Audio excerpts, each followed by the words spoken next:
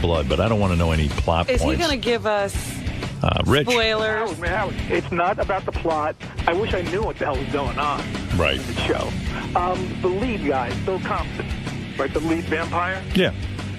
He was in a movie that I happened to watch recently, and I said, that's Compton.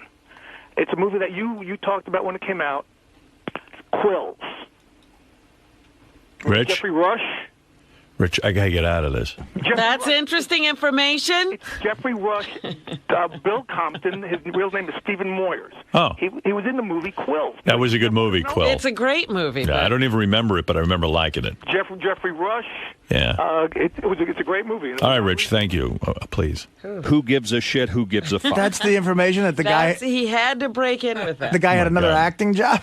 Can you believe that guy worked before True Blood and played another character? He's an actor, and he acted in something else. All right. Now... That was the worst phone call of all time. That might have been the worst call ever. I think get that guy back. He's the worst call of all time. Thank you for your call. He gets a prize. The guy from True Blood was in another... Douche. Tommy, you're on the air. Hi, Tommy, in Malden, Mass. Hey, Howard. You know something? You know how much you mean to people? I want to thank you for yesterday's show. That was that should go in that broken down building in Chicago there, the Radio Hall of Fame. Hey. The Ted Kennedy show was unbelievable. Tommy, thank you. But speaking of the Rock and Roll Hall of Fame, this is the greatest listener out there. Sent me, I got in the mail, Robin, a letter and a big box, and this box weighs a ton. It's from a guy named Craig.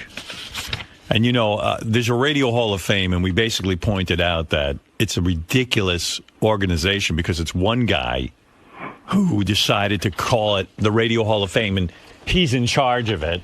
And the guy's not even known in radio, and nobody even knows what his credentials are. So anyway, I got a letter from Craig, and it's addressed Craig's Radio Hall of Fame. Dear Mr. Stern, congratulations on your induction to Craig's Radio Hall of Fame. Each year, our panel, me, some friends, and my neighbor with the oval-shaped pool, select a radio personality that we think is really, really good. This year, it's you that we like. Isn't that cool? Though we do not have an actual building, your framed photo and brass nameplate will be mounted on my half-furnished basement with a full bathroom, by the way.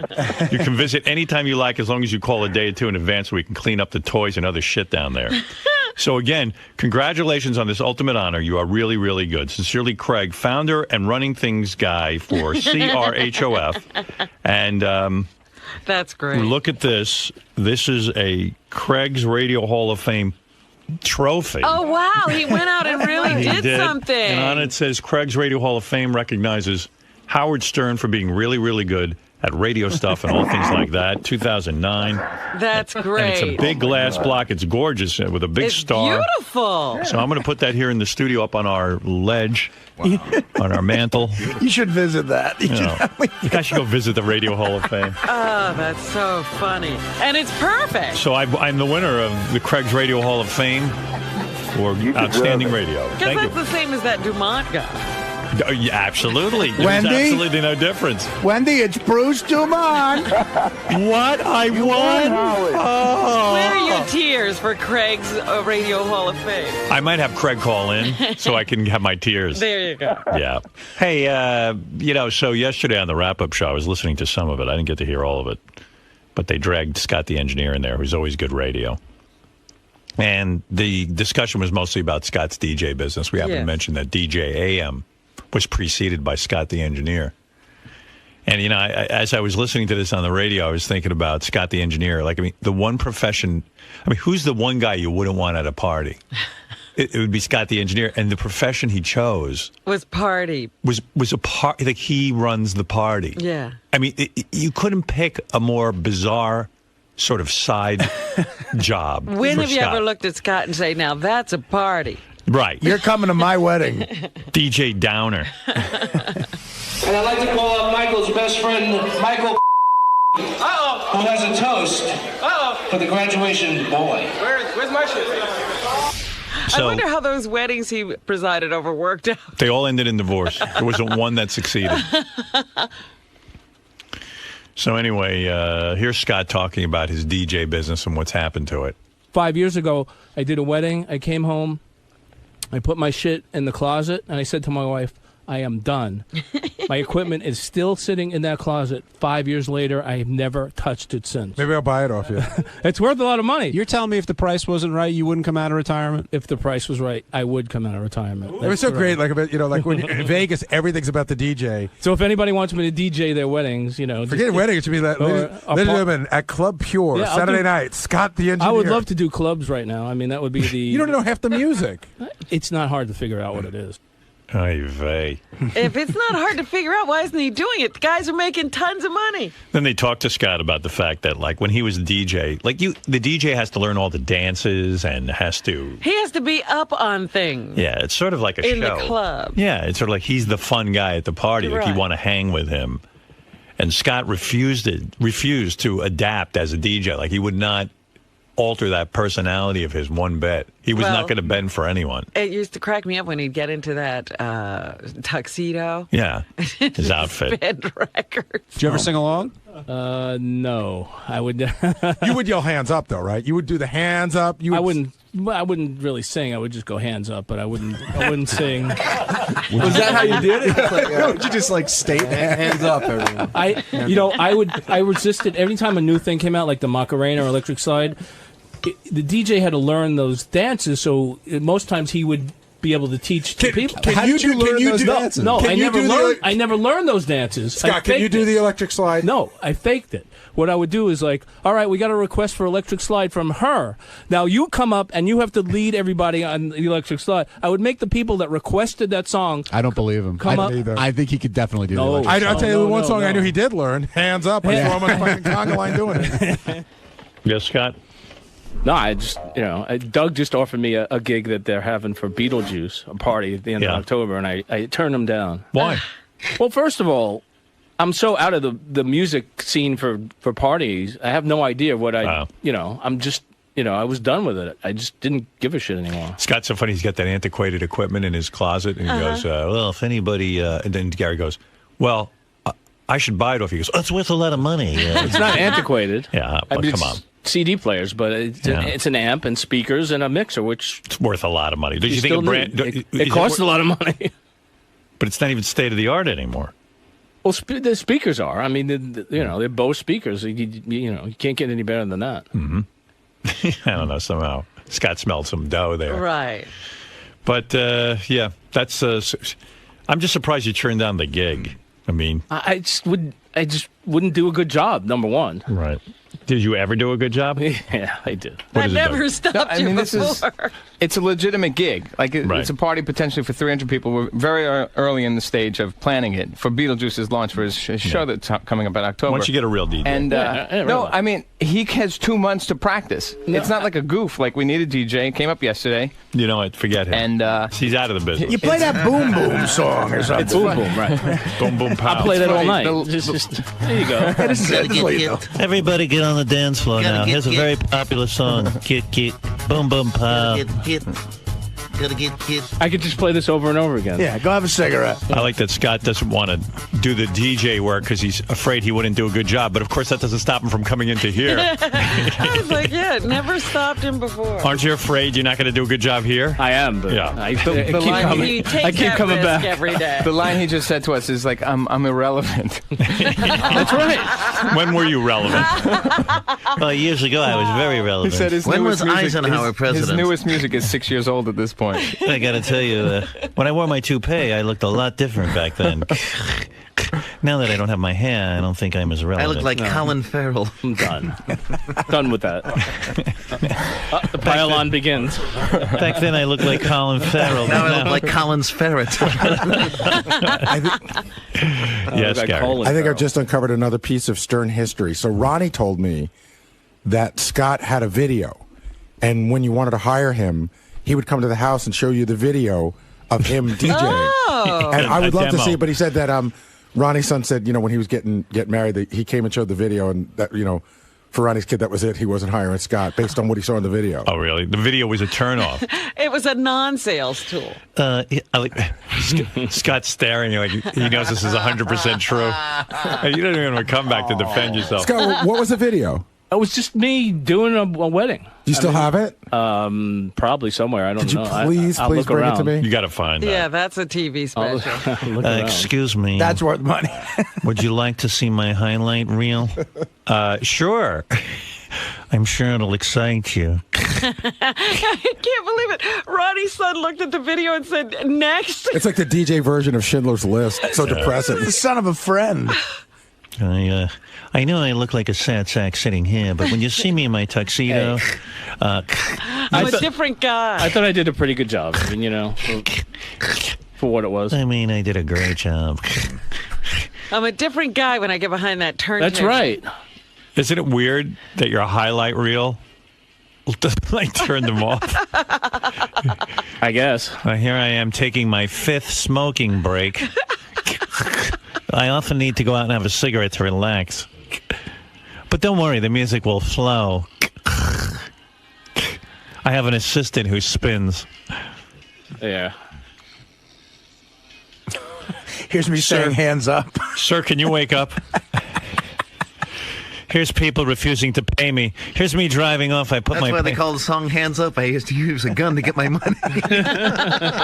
Wasn't Joey Boots your That's how assistant? the dance started. For a little while, yeah. He helped me out. Great. Yeah, I know. Sounds like a good team. That was great. Those parties must have ended early. Can you imagine? Mr. Fun is here. Yeah. The life of the party. Mr. Fun and his fun assistant. A gay drug addict and a downer of a DJ. And Mr. Zippity Doodah. A gay drug addict and Joey Boots. I used to get. I didn't know he was gay. I used to get undressed in front of him too. I wondered why he'd try to suck my cock. And he's still gay. Wait, you used to do like a costume change? You used to No, I would come in dungarees when we set up. I would just come in then he get in jeans his and stuff. tuxedo. Then I My change. alter ego. Then I change into my, like Superman. That's right. Mine was My Peter super Parker. outfit. My super tux. Are there 2 people you'd want at your party the least? I mean, like, can you name them? Joey Boots. Scott the engineer show up with them. I'm schlepping in my equipment now, but don't worry, I'm in my jeans. That's when I'm moving stuff. Then I'll slip into my outfit. I mean, I wouldn't accuse anybody of anything, but if anybody remembers anything missing from one of those weddings. Well, thank you, Scott. Okay. It's a great... Why, did you want to add something? No, nothing. See, when you get into his DJ days, I just think of the time that the kids attacked. We've been through this. Yeah, well, the kids beat him up. He got beaten up by 6-year-olds. All right. Thanks, Scott. Okay. I won't embarrass you with that story. What else? Oh, one of his better DJ days. Scott. Oh, it's you. What? You're not confident enough? No, not now. Not anymore. I used to be. You're too far out of the I was game? the life of the party. When? 1927. That would be it. No, so seriously, how long would it take for you to get back in the game? Oh, it would take a while. I mean, it would take. I would have to get all the music that's current, not only current, for the past probably 10 years of music to get up to date. I'd have to get new equipment. I mean, it's a big investment to get back into the thing. So a lot of time and money would have to put into this? Yeah, pretty much. I mean, they don't even use CDs anymore, which is really, I stopped 5 years ago, and now nobody uses CDs anymore. Technology is so far advanced from 5 years ago that they use a laptop with a hard drive. That's it. So everything would have to be set up again, Can I tell So you? not even for Beetlejuice? Nobody gets me. I have an offer. Uh-oh. No, A legitimate offer. Doug Again, Goodstein with an offer. Again, I'm not doing this as a goof, but it came up yesterday, this on the air with you and DJing, and then in a meeting, like 4 hours later, we needed a DJ. How about we'll get a DJ and you could be the celebrity host? Like DJs have... okay. I would consider... So it's sort of like a DJ, but you'll just introduce some songs, you'll talk to the crowd. Right, okay. I'll think about that. And I'll pay you. Oh, look at that. Even money involved with this. Look at that. What do you think? It sounds reasonable. I'll think about it. I'll let you know. Who the fuck does this guy think he is? No goof. Everything, it is a goof, because everything Doug does, there's always a motive behind it. And so, of course it's a goof. There's no goof. There's going to be cameras there. What's the goof? We're going to have cameras. It's a Beetlejuice show. There's going to be cameras there. And here comes Scott the engineer to make a fucking fool out of himself. What's the goof? It's a party with 300 Stern fans. Oh, yeah, just what I need. Just what I need. Beetlejuice show. And what's the goof? What could go wrong? No, I wouldn't get heckled at all, right? From 300 Stern fans at a party that I'm fucking hosting. You gotta do it. You're Scott Super DJ. Super DJ, right. You're too good to DJ, so you could just maybe be on the mic. Maybe if you can control the amount of tomatoes that get thrown at me, I might consider. We'll talk. We'll have the business discussion. We have this is called negotiation tactics. You see, you gotta wait. You gotta wait and see. Play out the scenario.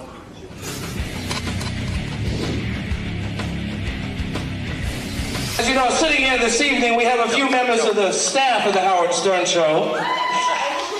Hey, look who's here! Oh my God. Why don't we introduce Gary Baba Booey?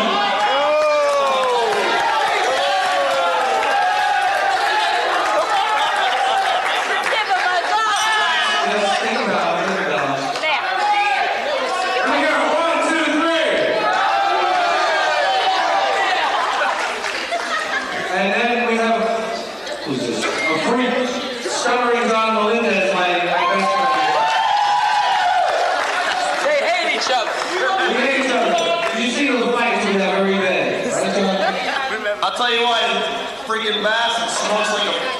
This guy smokes, he's dying of cancer. I know, right? Give me that. Just give me it for a second. Look at Scott's hair, and look at John's hair, and you tell me what it's like. Jackie almost beat its own page, Silverman Marley. Jackie, what's someone to do a few minutes ago?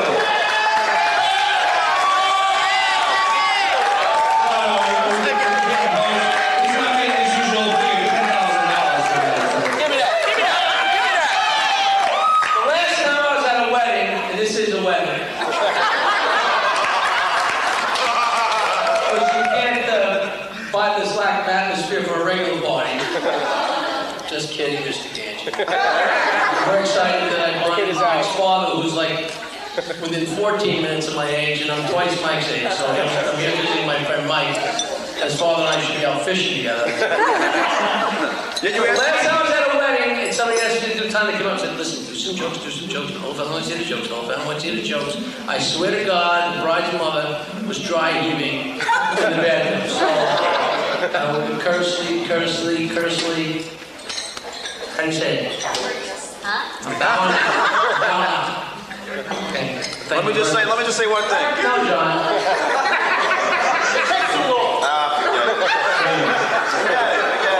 You blew my moment. Of course I did. You blew my moment. Of course I only just. I was gonna say it's got a bit the military character. Of what? That freaking. What do you say?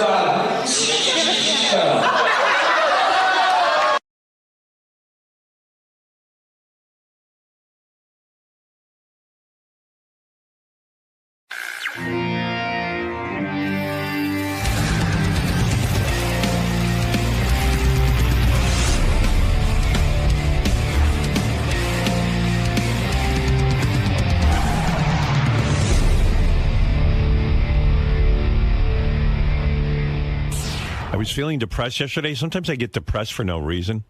Like it's like an overwhelming. It just comes over you? Oh, my God. And it's the worst thing. So I was sitting there. Oh, I know what happened.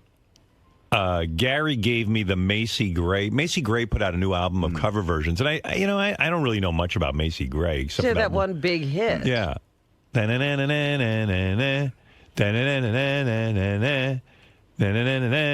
It's true. That's her one big hit, right? Yeah. I don't know what that's called. I think it's called I'll Try. And I'll try. Or I Try. I try not. Yeah, I can't even remember what that line was. Yeah, so the reason I was listening to Macy Gray was Gary said, hey, Macy Gray came out with a new CD. You want to hear it? Maybe she's going to be making the rounds. Maybe we'll have her in. I don't know much about her, but she seems very interesting, Macy Gray. And you know, I've heard drips and drabs of stuff she's done. Yeah. But, so she put out a CD of cover versions, like some interesting choices too. Like she does "Nothing Else Matters" by Metallica, and I thought it was really moving. And I had it on whenever I have music on, and I don't know, I get moody, and I was sitting in front of my computer, opening email, and it had the Macy Gray thing playing, and I started to get sad. And then my dog was like right at my feet and looking up at me, and I started looking at her, and she's 10, and she's been having health problems, and I got sad, and I started hugging her and everything. And then I said, you know, I'm feeling really down. I'm going to write that on Twitter, because I never tweet. So I wrote, I'm feeling down. 2 seconds later, people start tweeting me back. You fucking pussy. You know, like the complete opposite of what I was looking for. I realized. Yeah, so if you're on the ledge, they're going to say jump. I was so, yeah, exactly. I was so desperate for love right at that point, you know, and all I had was the dog, and I was sad that the dog was going to die. I said, you know what? I'm going to turn to my fans, my loving Twitter fans. And I'm just going to expose myself at my raw state, you know, and my raw emotion. You're going to be vulnerable. Yeah, I'm going to be vulnerable. You know, who cares what people think? Well, 2 seconds later, I was so sorry. I wrote it. It was like, fuck you, you homo. Pull yourself together.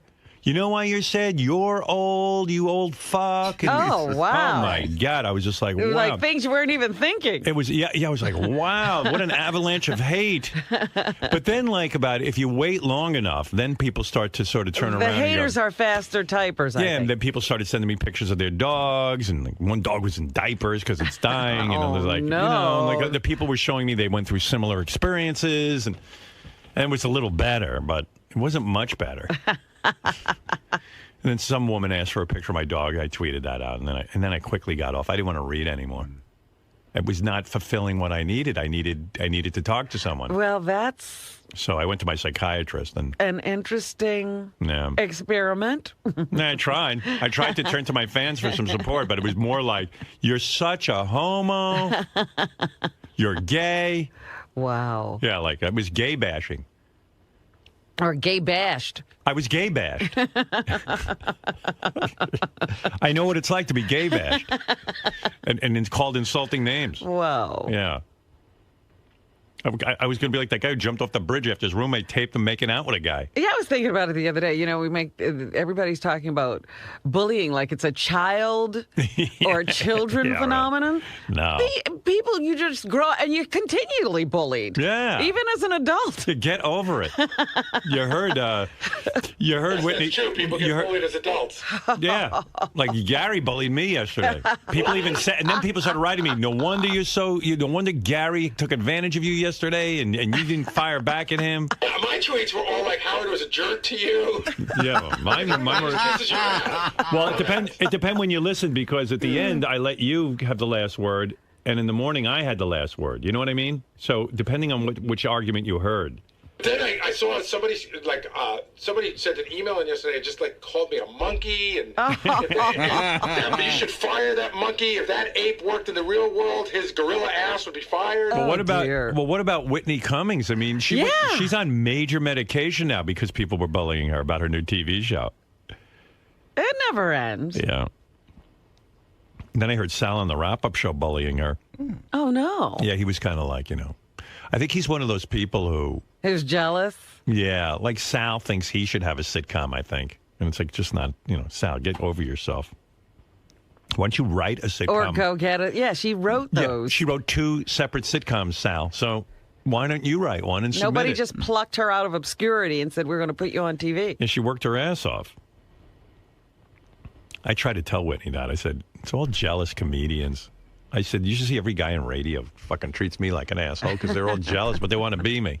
Howard, I praise Whitney on the but I know back in the office, you're pretty nasty about her. No, I'm just the truth. I'm nasty in general. I'm just a bitter guy, but... Hey, by the way, what's the name of that model we had in yesterday? Ellie McPherson. Yeah, that's what I thought. Did you... I talked nice about her, too. Who? Ellie McPherson. Ellie McPherson? And Whitney... I'm just bitter in general, but I think I... Don't you think it's weird? I got to ask you now, because I was listening to the wrap-up show, and you were talking about Ellie McPherson. Don't you... I got to just say this, because everyone was good about not saying it. Don't you think it's weird that, I interviewed that person for, a whole morning, and you still don't know her name? Ellie McPherson. What? McPherson. McPherson? I don't know. How do you say her last name? McPherson. I don't know. I have like this. It's a Long Island enunciation. Say her whole name. Ellie McPherson. ELLE McPherson. Had you ever heard of her before? I've seen her around, sure, here and there. I'm not a model guy. I don't follow models. I understand, but she was one of the most famous models in America. And you must have said her name a million times during the interview. Right. I was busy. You didn't listen to the interview? I listened to some of it. I heard her say some derogatory things to you. Who? Ellie McPherson. Right. So when you heard Ellie McPherson, when you don't know where I'm going. Believe me, you have no idea either. You think I have no idea? You really have no idea. Am I going to get in trouble for something? No, you're not in trouble at all. Okay, good. We're just pointing out how ridiculously retarded you are. Oh, thanks. That's all. Very good. Right now, people are howling with laughter, and you don't even know the it. Same people who tweeted you yesterday? Yeah. Those people? No, but you're those kind people? You're one of those guys that thinks Whitney isn't that talented and doesn't deserve what she has. Bullshit. Really? Yeah. All right, that's not what I hear. Listen, comedy is subjective. And, for example, Carrot Top, a lot of comedians put him down. Right. But you cannot deny his talent. You cannot deny what he does. Right. I don't like Madonna. I hate Madonna. She's sold millions and millions of records. You can't deny what she does. Whitney, I'm not a huge fan of her. She's a great roaster. I'm not a really big fan, but... Why wouldn't you be a big... I mean, she's not a big fan, but she's a great roaster. She's a great roaster in that capacity. I'm just not. I'm not... But how can you not... I'm not floored with her. I'm not floored with anybody these days. You're not floored by her roasts? Absolutely floored by her roast. So you are floored by her? Yes. Well, by her roast. But you just said you're not floored by her. Well, are you floored by me as a tap dancer? No, but as a prank caller, you are. I'm saying that in some areas. So you are floored by, but we're evaluating her as a comedian. What she does is roast people, and she's great at it. So then why would you think she doesn't deserve to? Who said she doesn't deserve? You did. No, I did not. I never said you didn't say that publicly. You say it privately. I never said privately she didn't deserve it. I said that she's being chastised and she's being put down because of a lot of people in the industry wanted to see her fail. That's what I said. Right. And you know what? What about Ellie McPherson, though? What about it? She's a supermodel. She's good at what she does, I guess. She's on that fashion show. I think it's amazing that I interviewed her. We promoted the fact that she was coming in. I said her name a certain way, and you're mangling her name? McPherson. I don't know. McPherson. I have no idea. Ellie McPherson. No, it's just weird. I have no... I don't know how else you would mangle her name. Her name is Elle McPherson. Right. I've heard you say Elle. Everybody call it Elle. But Elle... My name is Salvatore Governale. Sal Governale. Are you going to now say what? What are you saying? You could call me Salvatore. You could call me Sal. When you call her Elle, I heard you call her... Her name isn't Ellie. It's ELLLE. Lee. Ellie McPherson. Holy shit. I bet you what's amazing about you? You'll argue to the end even when you know you're wrong. But her name isn't Ellie, it's Elle. When you called her Elle, it's like your mother calling you Hal. No, ELLE is Elle. Have you ever seen, there's a magazine with that name. It's called Elle. Yeah, but magazines don't speak, Robin. Oh. There's not a person in America who calls her Ellie except you.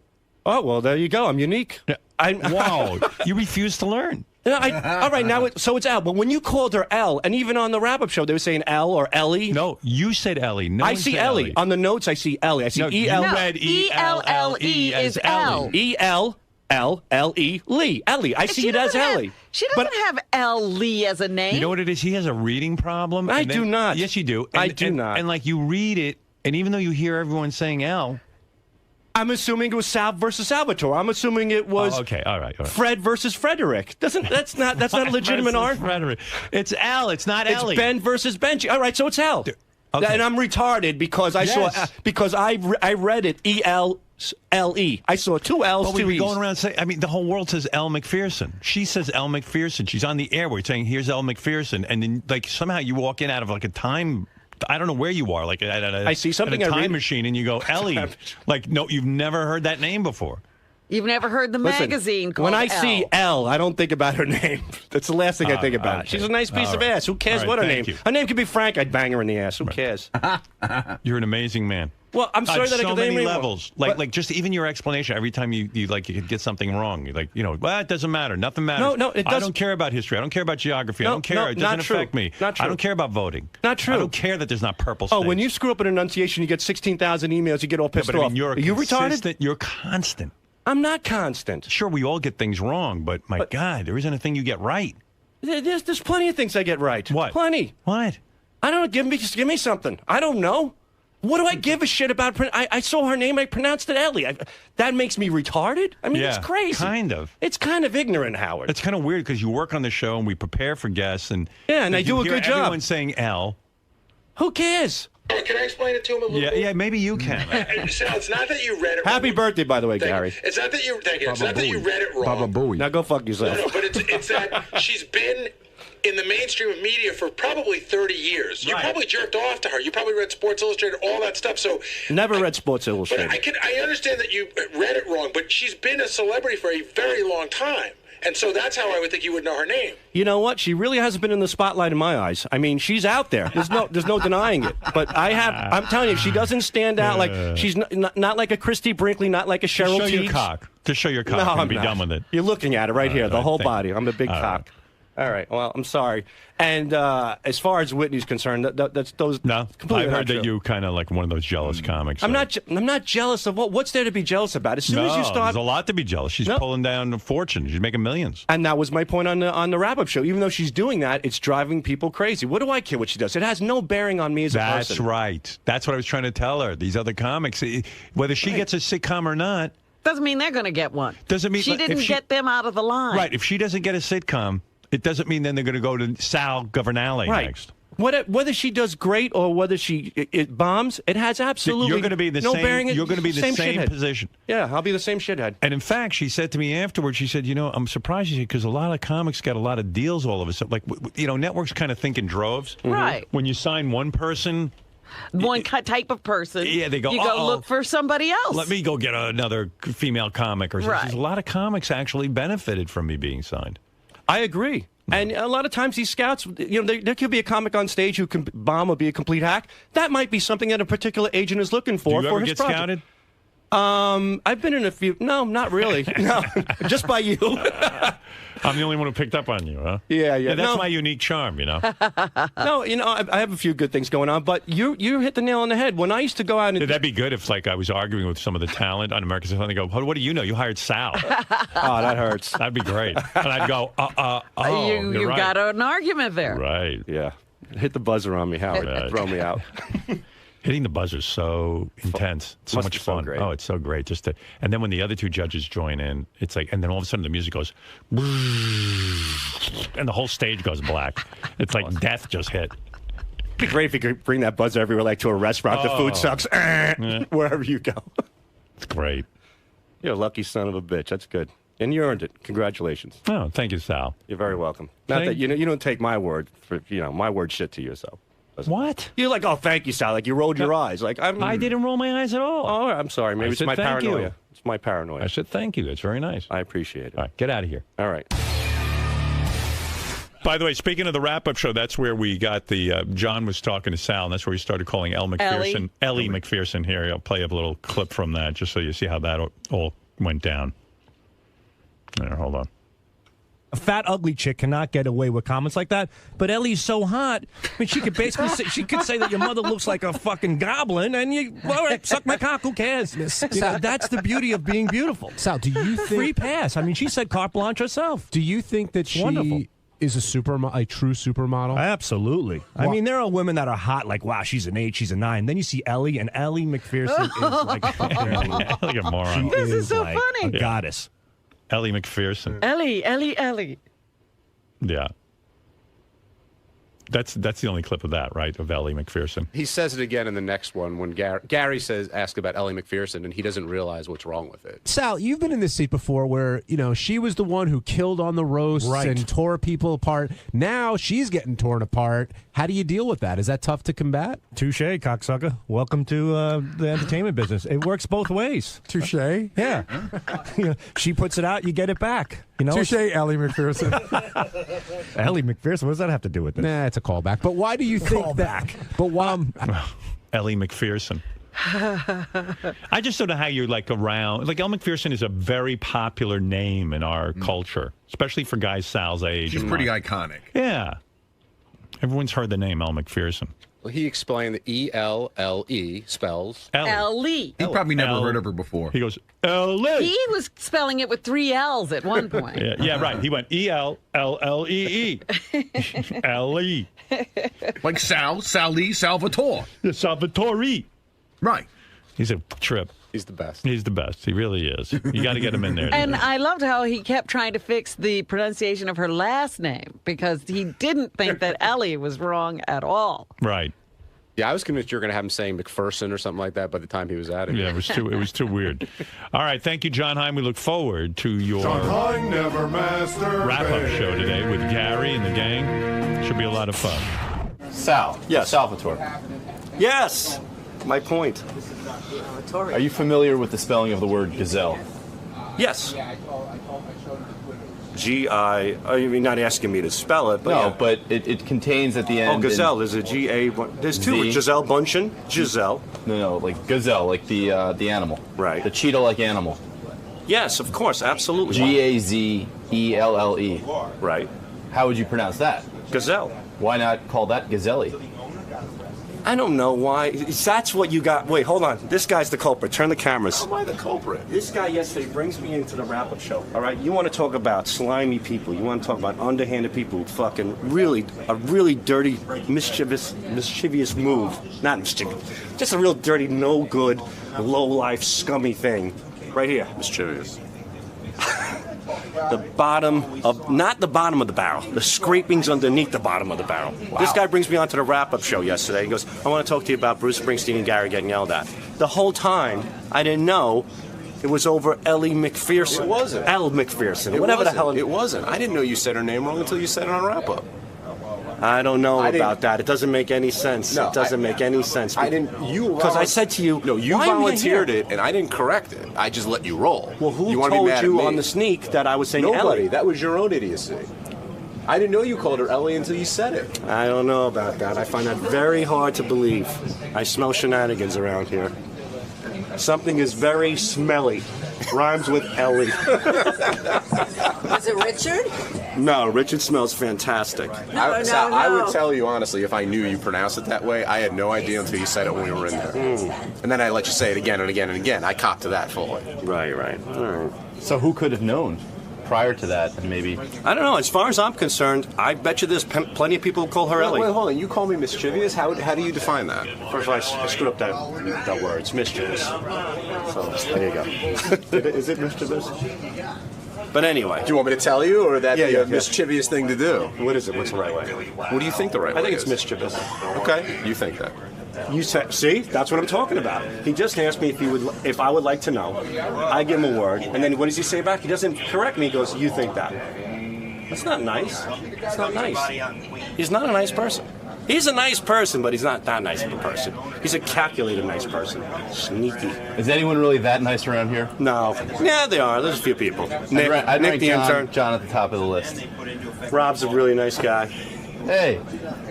John's okay. John's good at what he does. John's good. John set up the ball, served it, and Howard just sent it out of the park. There's no parks in volleyball, but there's no out of the parks in volleyball, but you know what I mean. God almighty, am I flustered.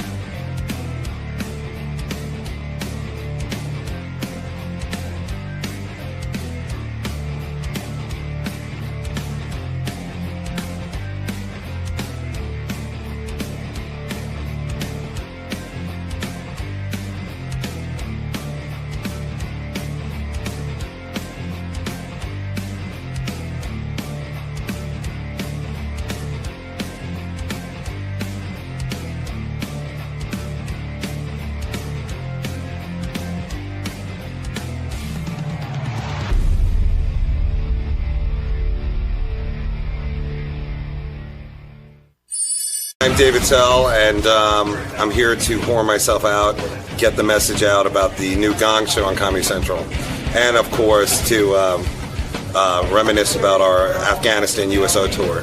So, now, how did the tour go for you?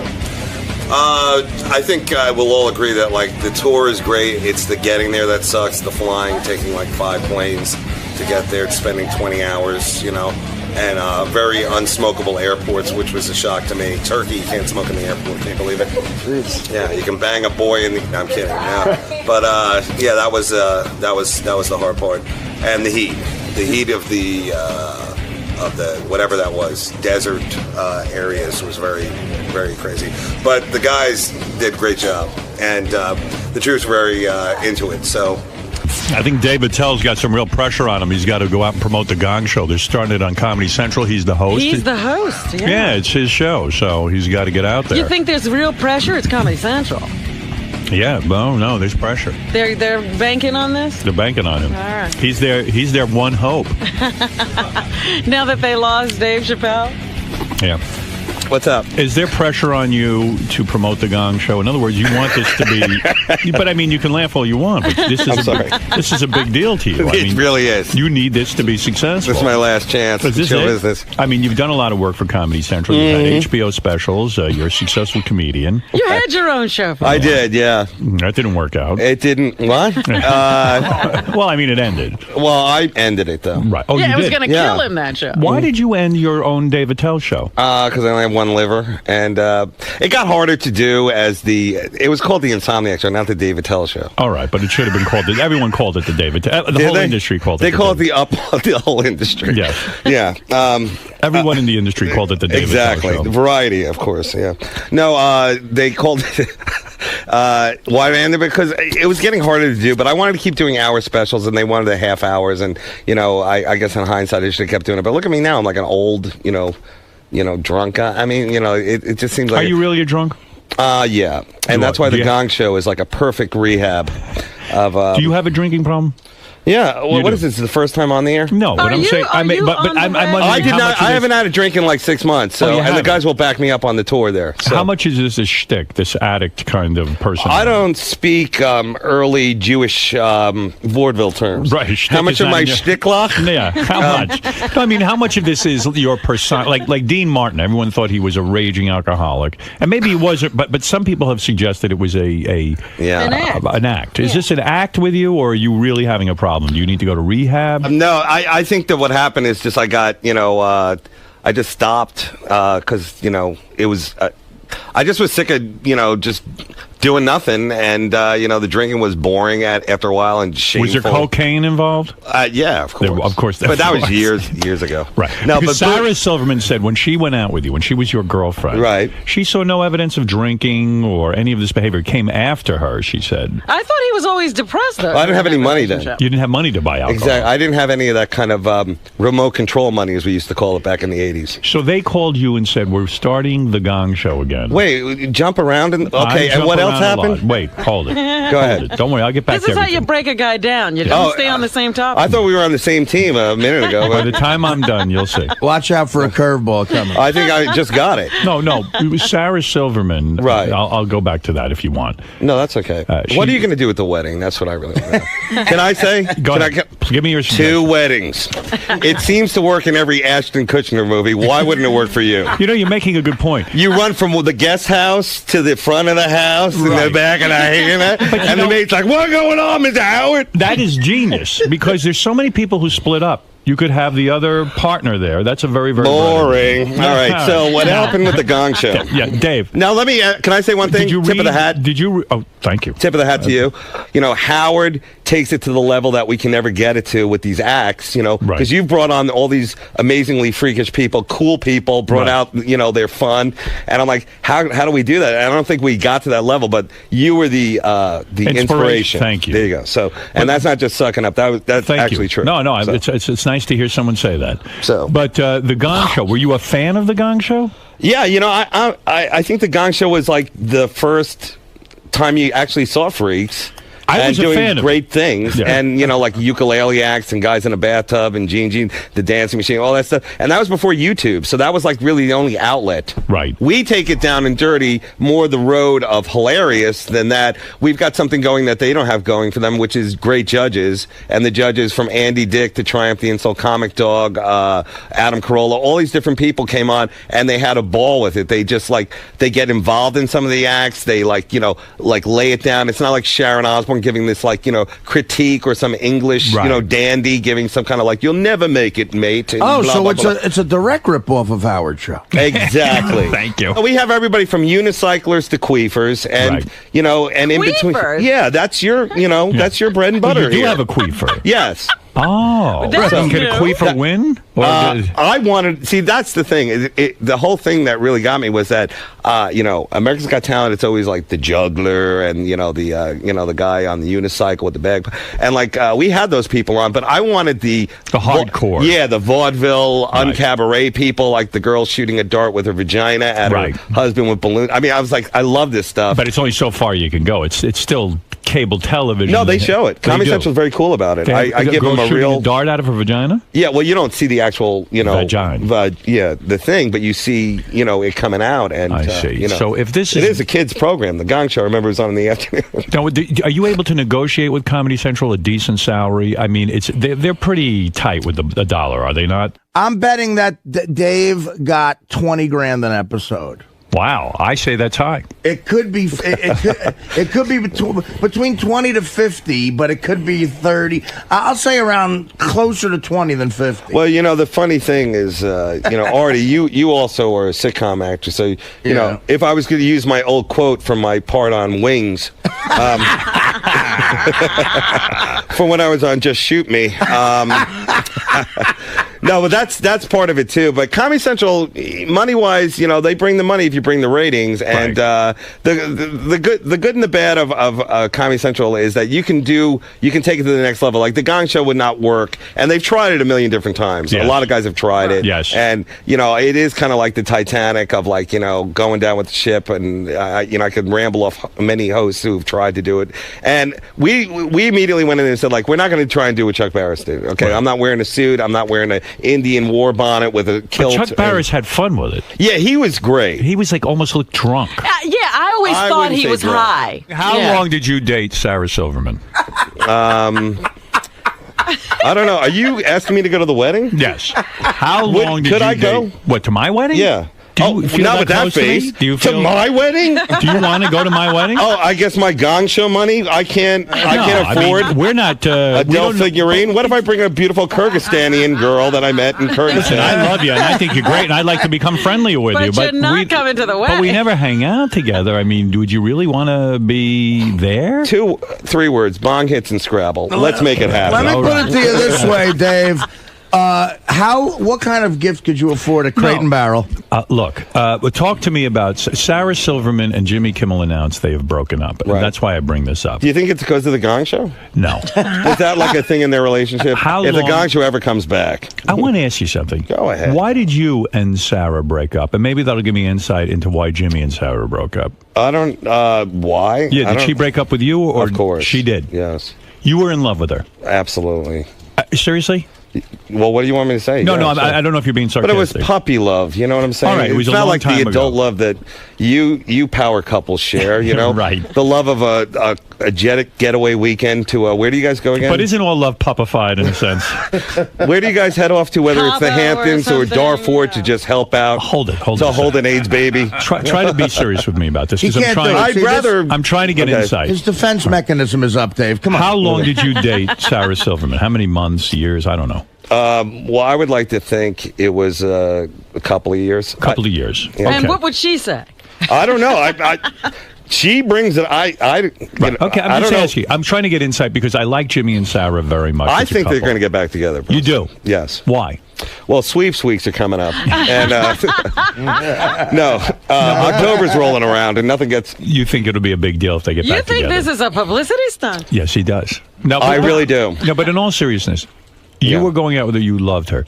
Right. Was the sex great? I keep thinking that Jimmy and Sarah maybe didn't have great sex. That Jimmy maybe got bored or something. Really? I don't know. I'm trying to put this together. You don't think Sarah got bored with the sex? She could have. I'm asking from a man's point of view who slept Jimmy with Sarah. was the great lover? Was Sarah a great lover? She was a great. I would say she's like 3 lovers in one. No, is she a great lover?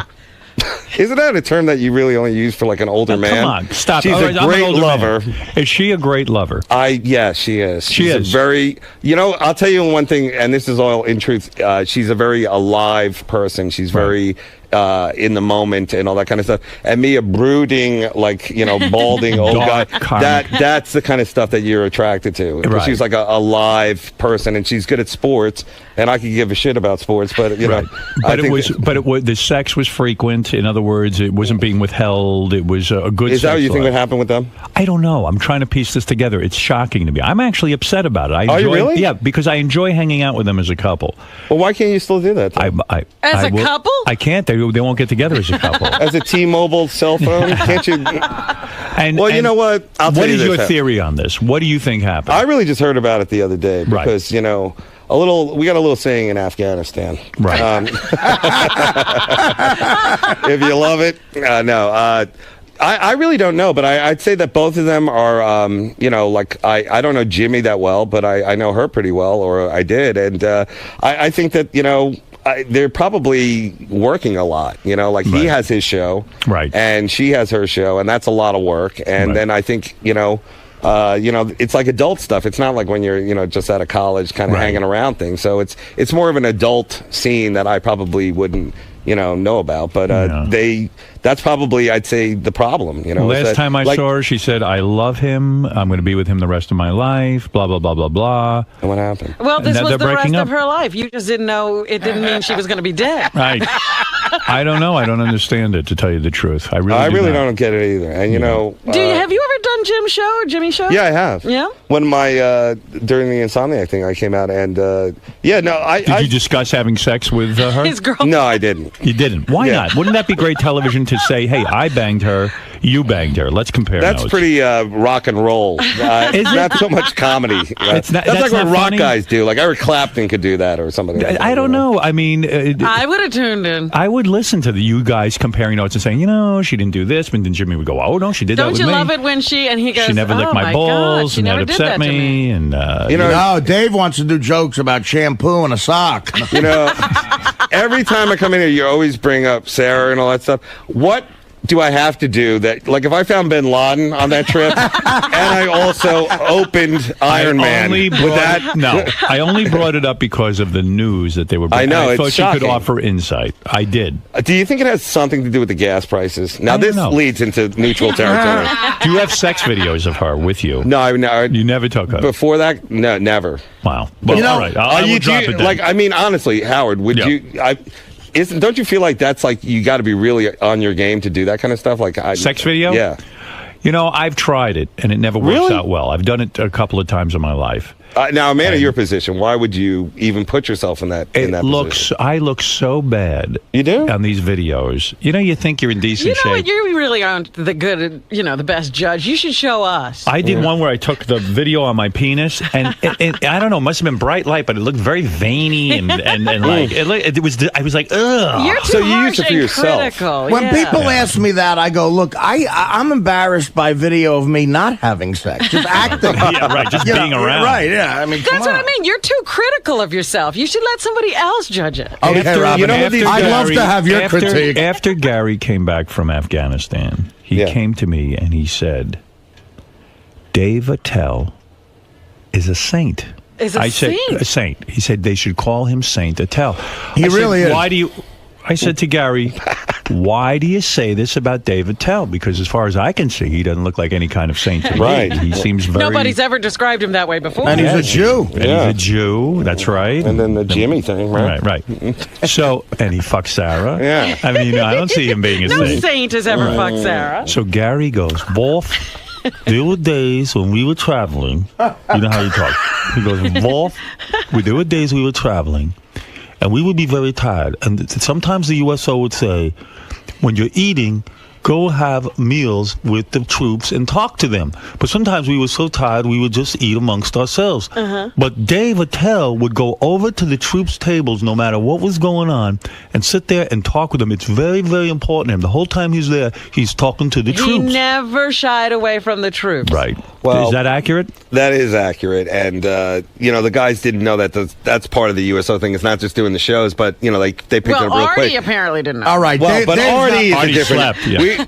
We just... Artie slept through all of Afghanistan. But they were like, how do you do it? And I go, well, I was brought up as a runaway. And I was used to going truck to truck looking for love. No, it's... What is these guys are... I'm sorry. Go ahead and explain yourself.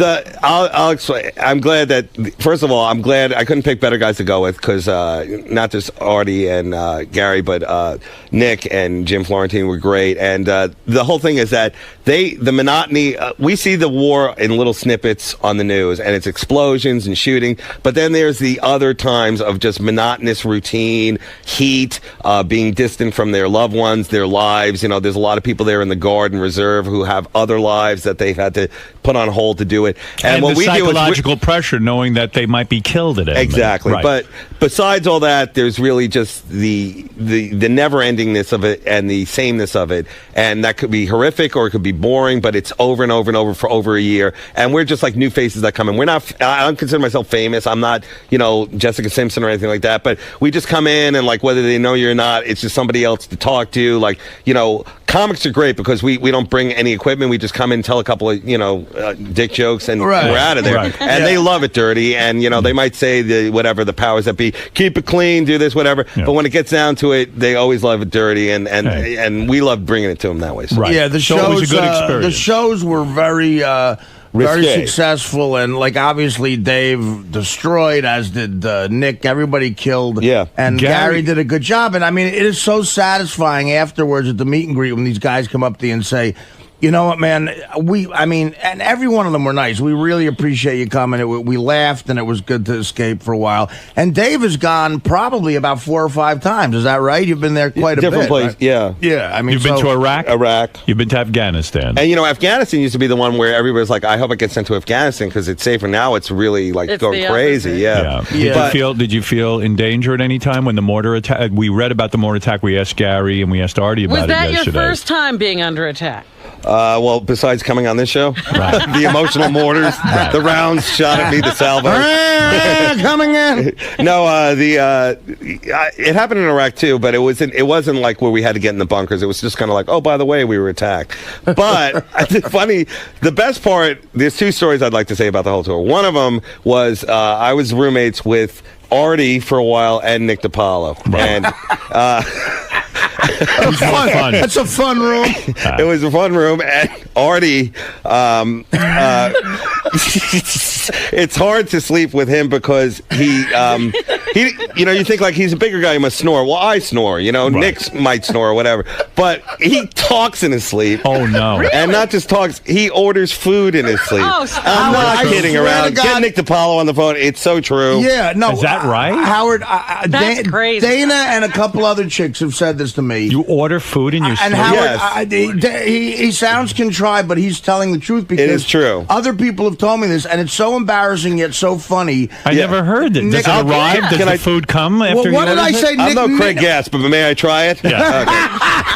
Okay. It's like 2 burgers and a dew. Like Mountain Dew, 2 burgers and a dew. Oh, are you serious? Yeah. You mean he's laying there, and all of a sudden you start hearing him talking about food? 2 burgers and a dew.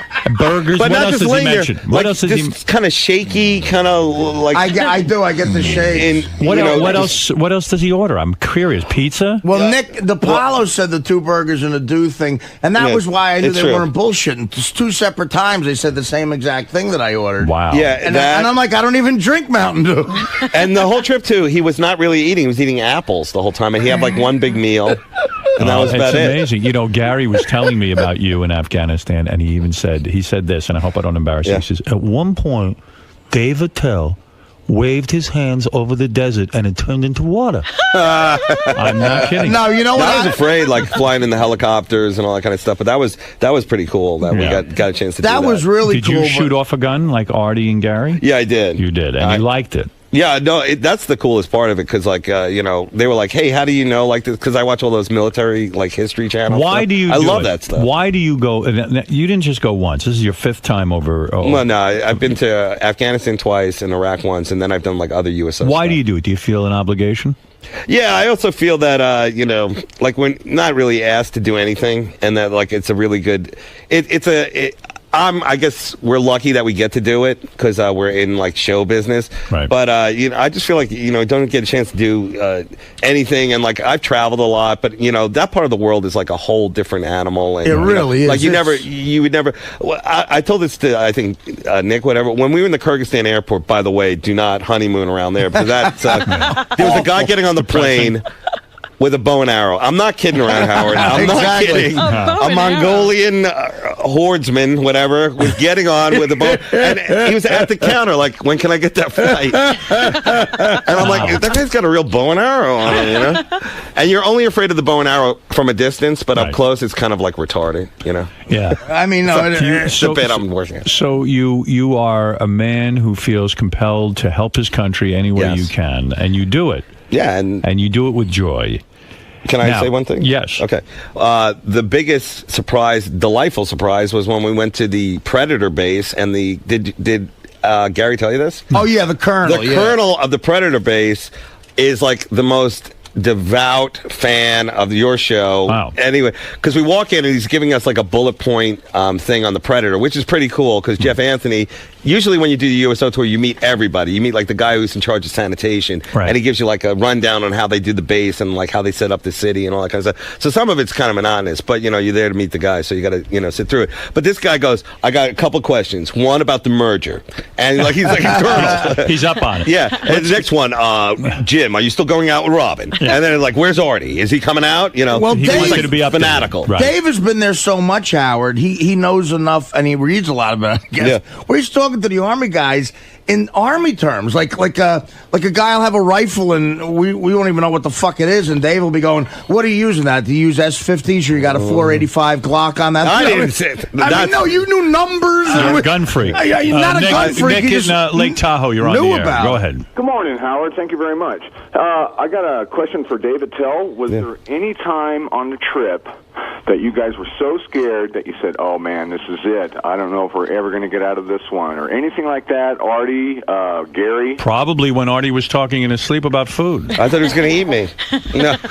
I think it's scary. I think the real scary part, because they can take really good care of you. The scariest part is the flying. You know, like you fly in a lot of different aircraft, old military aircraft, like from the the 60s. Howard, no windows, and it's claustrophobic. Yes, and you're a target too. And well, you can't fly over Iran or Pakistan, so it's really. Remember how you used to always bitch, and you were so right about how France wouldn't let us fly. Right. So these fucking planes have to go around and use more fuel. It takes longer, and these soldiers are packed in these planes with all this equipment, and because you can't fly over fucking Iran or France or whenever we couldn't do that, it takes longer, and they're tired.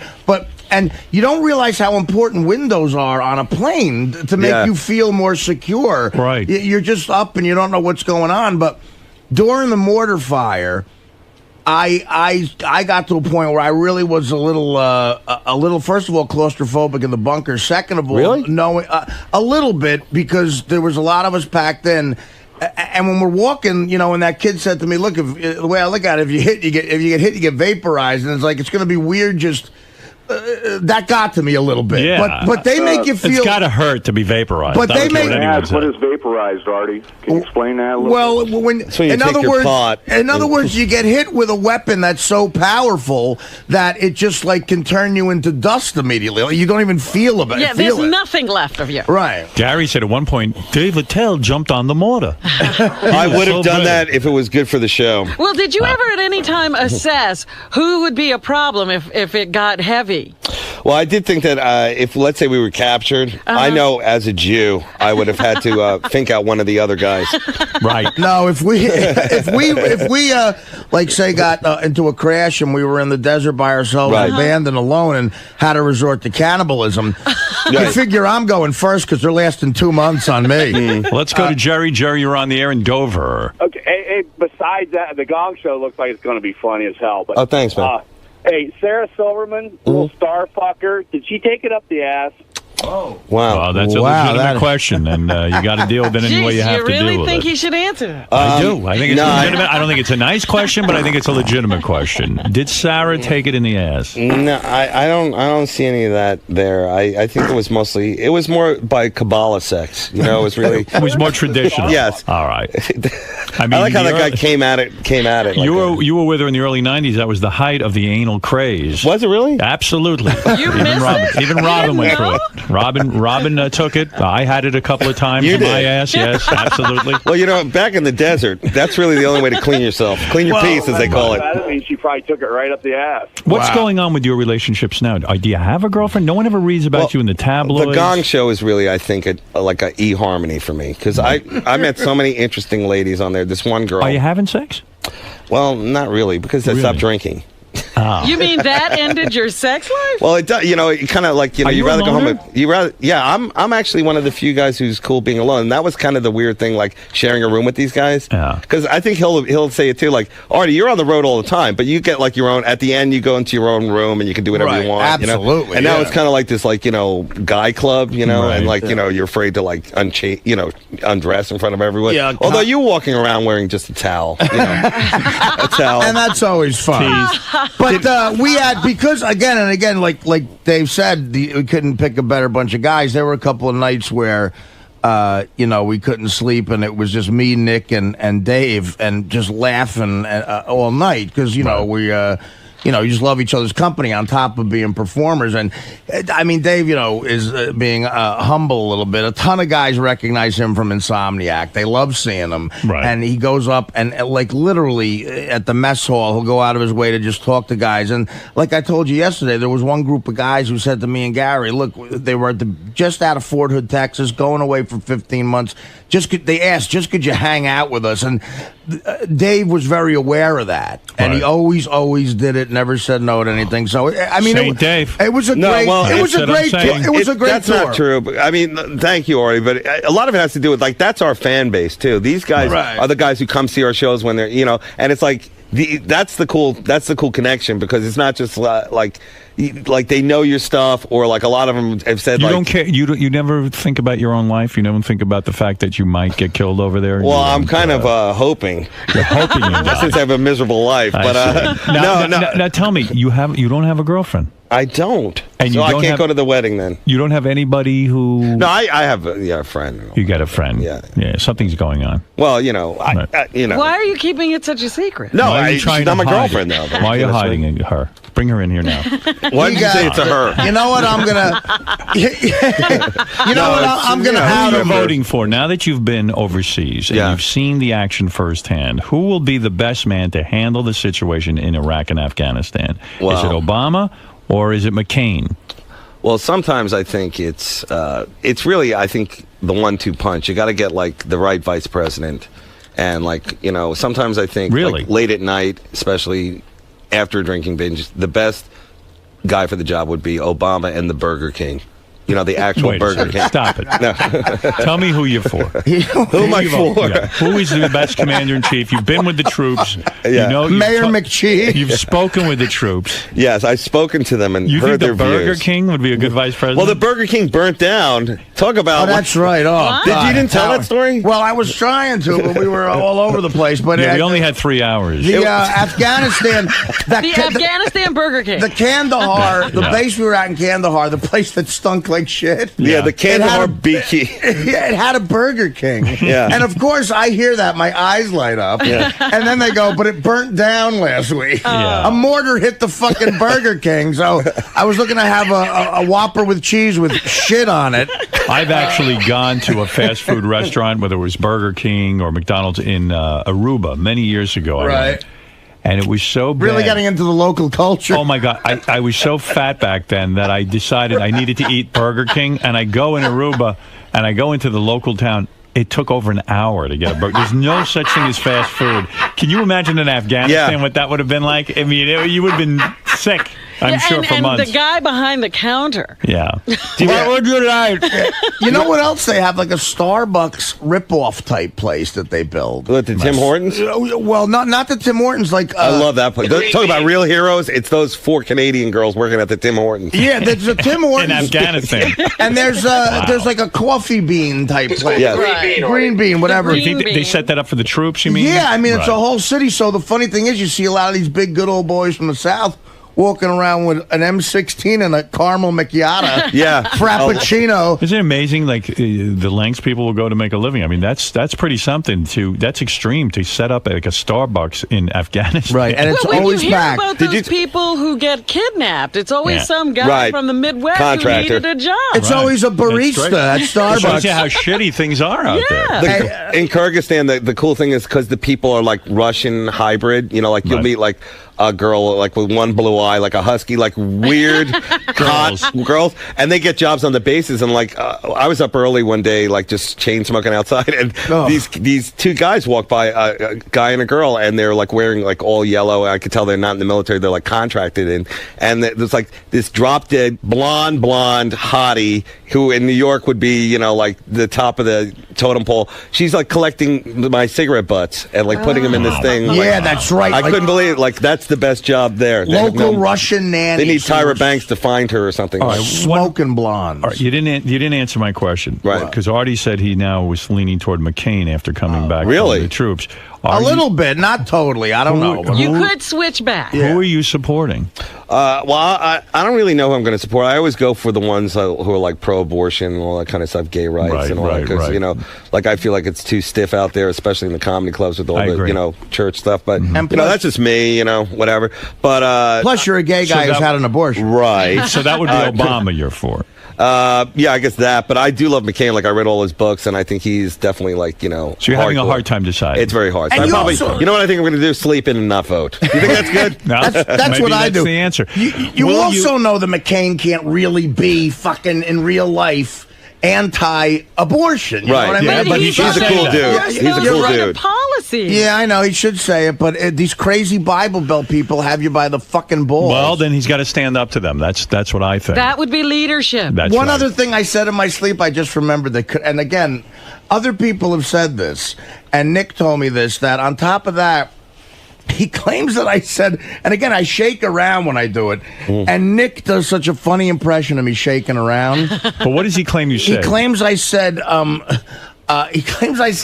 no, regular Coke. Regular Coke. I'm not kidding. I don't know if that was a drug. I'm not That's the kidding. greatest thing I ever I mean, heard. and these both guys said when they woke up with me one night that I was ordering a burger and a Mountain Dew. I You don't dream about food like most guys dream about pussy. Exactly. Well, I had a Maybe. wet dream and I woke up and it was all ketchup and Russian dressing. He would go to sleep with like ice tongues, like a teddy. Do you realize his nightmare is being served Diet Coke? He hates it so much. I do. I never Listen, thought of it that one way. final question. Yeah.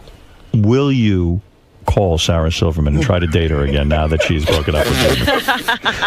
Howard, I'm not even. I said it before. I'm not in her league. I mean, come on. I mean, think you're really hot.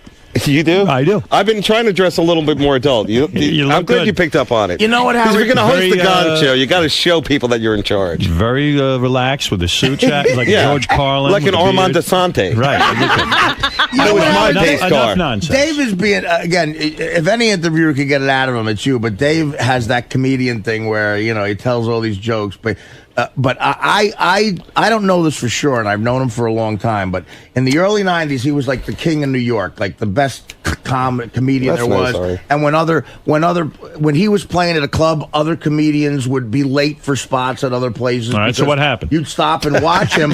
Well, you know, what I'm saying is, Am I dying? on top of Sarah, Right. I guarantee he got so much pussy back then because he just was like the shit, you know. And So No, you downplaying the amount of pussy I mean, you get? I don't know. Tell us, Would you guys come one on at a time? and fess Even the up. Taliban, they give them a blanket and a Quran. You're when a they quit. famous guy now, Dave. No, Come on. no. This is all I'm going to say, okay? First of all, she's really funny. He's really, Jimmy's really funny, and I'm sure something's going to happen, and, you know, whatever. Right. But in terms of already saying that, that's really cool because when I was on the tour with him and Nick, who, like, I don't know if you guys know, but in the early 90s, Nick DiPaolo was the guy. Right. He really was like, we would look at him and like, wow, this guy, like he'd show up, you know, good-looking guy, really on top of his game. And, you know, I still look at him in awe when I think about like his writing skills and all that kind of stuff. So there's a lot of really good comics on the tour. And then Artie had to do like a half an hour. So that's pretty rough. And we divvied up the dick jokes and the, you know, the masturbation stuff. Right. The good thing is that every guy, Florentine, Dave, and Nick are all headliners. So they were nice enough to, like, by the time I get up, you got to leave the headliners some subjects to go for. Like, you know, so they were gracious and left you. Yeah, they knew exactly how to set you up. That was a great You guys are all great, I have to say. I know, it's a real, like, love fest. I've never met a bunch of greater guys. Well, I mean, you know, if Let me tell you what really happened. Other than Sarah Silverman, have you ever fucked anyone else famous? Yeah, you asked him a question and he deflected. Well, that's what I mean. This is what he does. This is what happens. All right, listen. We'll never get it out of See the Gong Show. I'm excited it's coming back. I like the idea of you as host. I think it'll be successful. I hope so. But honestly, a tip of the hat to you. And thank you. But we Howard, really did look at one more thing, because you'll like this. This is a plug. While I was over there, there's an organization called the Coalition for Major Injuries. These are all guys who come back from the war. Oh, is this where Dave cut off his own leg and gave it to a soldier? Gave it to a guy? I heard about that. He's a saint. These are all guys who are like amputees, bad head injuries, and they're all at a hospital in Florida. And there's an organization that runs, support for these guys. It's a big charity because there's not enough money for these guys, which is awful. And Dave does work with them. And while we were at one of the meet and greets, a guy came up to me and said, Art, you don't know this, but I have half a leg, and I chose to come back here to work administration, but I work with this coalition. Would you guys do a show in Orlando, Florida for us? And maybe, like, if it's you and Attell and these guys, we get 4,000 people and just give it all to the workers. I gave him my phone number, and I've been in touch with someone he knows. And Dave immediately said yes. Yes. And so he's a very giving man, you would say. Yeah. So sometime in October, November, we're gonna do like a 4,000 seater for this coalition of injured people in Florida. You guys are really giving back. And Jimmy Florentine and DePaulo already said they would do it. And again, it's a free show, and it's what is the official name of that, Dave? It's the Coalition of. Dave, let me ask you something though about that. It's Wounded Warrior. I thought we were talking about. Wounded Warrior. So I didn't hear about this Orlando thing, but that's how cool. did Sarah let you know she was leaving you? All right, listen. Okay. Dave, best of luck. We love when you come in here. So Dave, dude, are you really the saint that Gary's making you out to be? I think they built me up pretty hardcore, but one man saint is just another man doing his job. Not like these Hollywood types. No, we really want credit. Come on. No, but they, I don't know. It was, put it this way, there were a lot of dick jokes that the guys loved. That's what I think everybody did their job, but it's not really a job like you kind of enjoy it and all that kind of stuff. I couldn't do my 20 I like minutes. how Howard brings you back to earth. You can do anything, and it's like, Dave, how do you think Artie handled the hot weather over there? I know he was nervous about that for a while. I have to say honestly, I really didn't think he would make it through the 100+ degree temperature, but he did. I slept most of the days anyway in air conditioning. With his ordering food, his Green Beret training kicked in. And he did it. Like when he had to be up, he did it, because after like 7 in the morning, it starts getting really hot. Right. And by afternoon, it's like way too hot. But the locals seem to be moving. I don't know. I'm just rambling, but.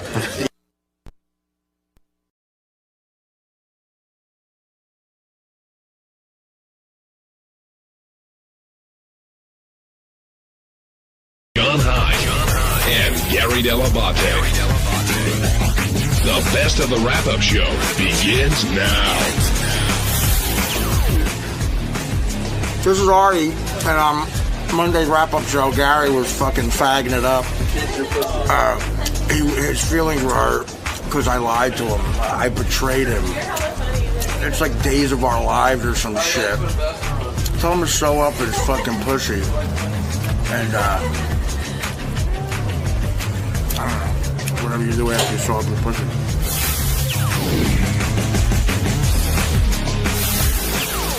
Ziggy, you're on the wrap-up show. Hey, fellas, love the show.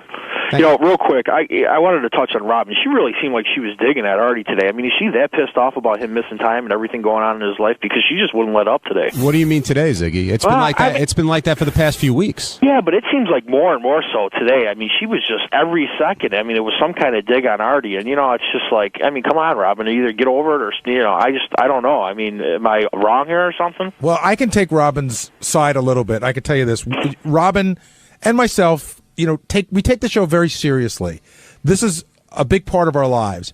So I think in Robin's estimation, it's almost like Artie's been missing days on the show, has not given 100% every day on the show. And we're sitting here going, oh, well, Artie's sick, let's help him out. And then to find out that he's been lying to us about it, I think it's, I guess it manifests itself in different ways for everybody. Robin lashes out. I am enormously disappointed. Why? Because I feel like an idiot. I feel like a fool to have I've sat here on this show and defended Artie a lot under the premise that he's going for this intensive outpatient rehab. And then for him to throw it at me today that I'm some sort of an idiot. Why do I care about him? What do I give a shit? The reason why I don't care that Artie's going to his therapy because I want him to come here every day. I care that Artie might have been going to his therapy because I wanted him to get better because I like him. And I feel that what little credibility he had left with me, to me, is now gone. So you genuinely felt like he was going to therapy this whole time, or you wanted to believe that he was? No, I believed up until I thought, I said it on the air this morning, I thought maybe in the last month or so he might have been going less. That's how stupid I am. But in a million years did I believe that Artie had gone 1.5 times when he told us he cried in front of the therapist, that he admitted to the therapist that that he had a drink. And by the way, the reason Artie went to this in the first place was to get us off his back because he missed the Bob Saget roast. That's right. So he comes in and he goes, okay, I missed the Bob Saget roast. I've got a problem. I'm going to go take care of it. And guys, here's how I'm going to go take care of it. So we all take a giant step back because we're like, hey, he's trying to get better. And then we find out he's not trying at all. So has it reached a point where you just can't believe anything the guy tells you? Yes. For me, it's there. And it wasn't there before. No, it wasn't.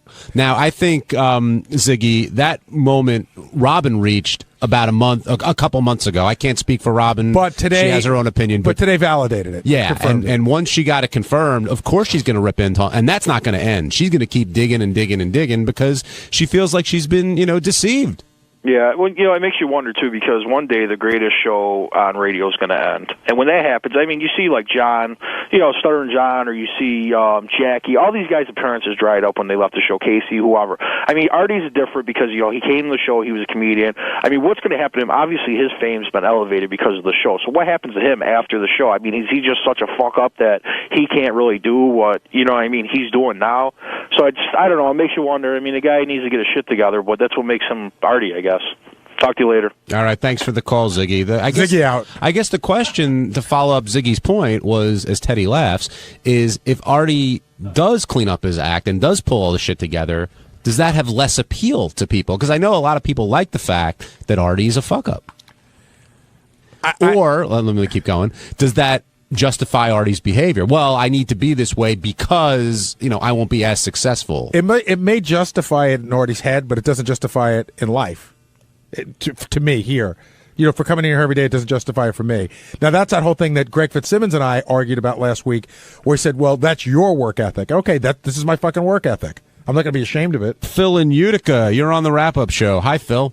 Hi, been a fan a long time, and I just bought Artie's book Saturday, and got to the point where, in the book where his old man fell off the roof.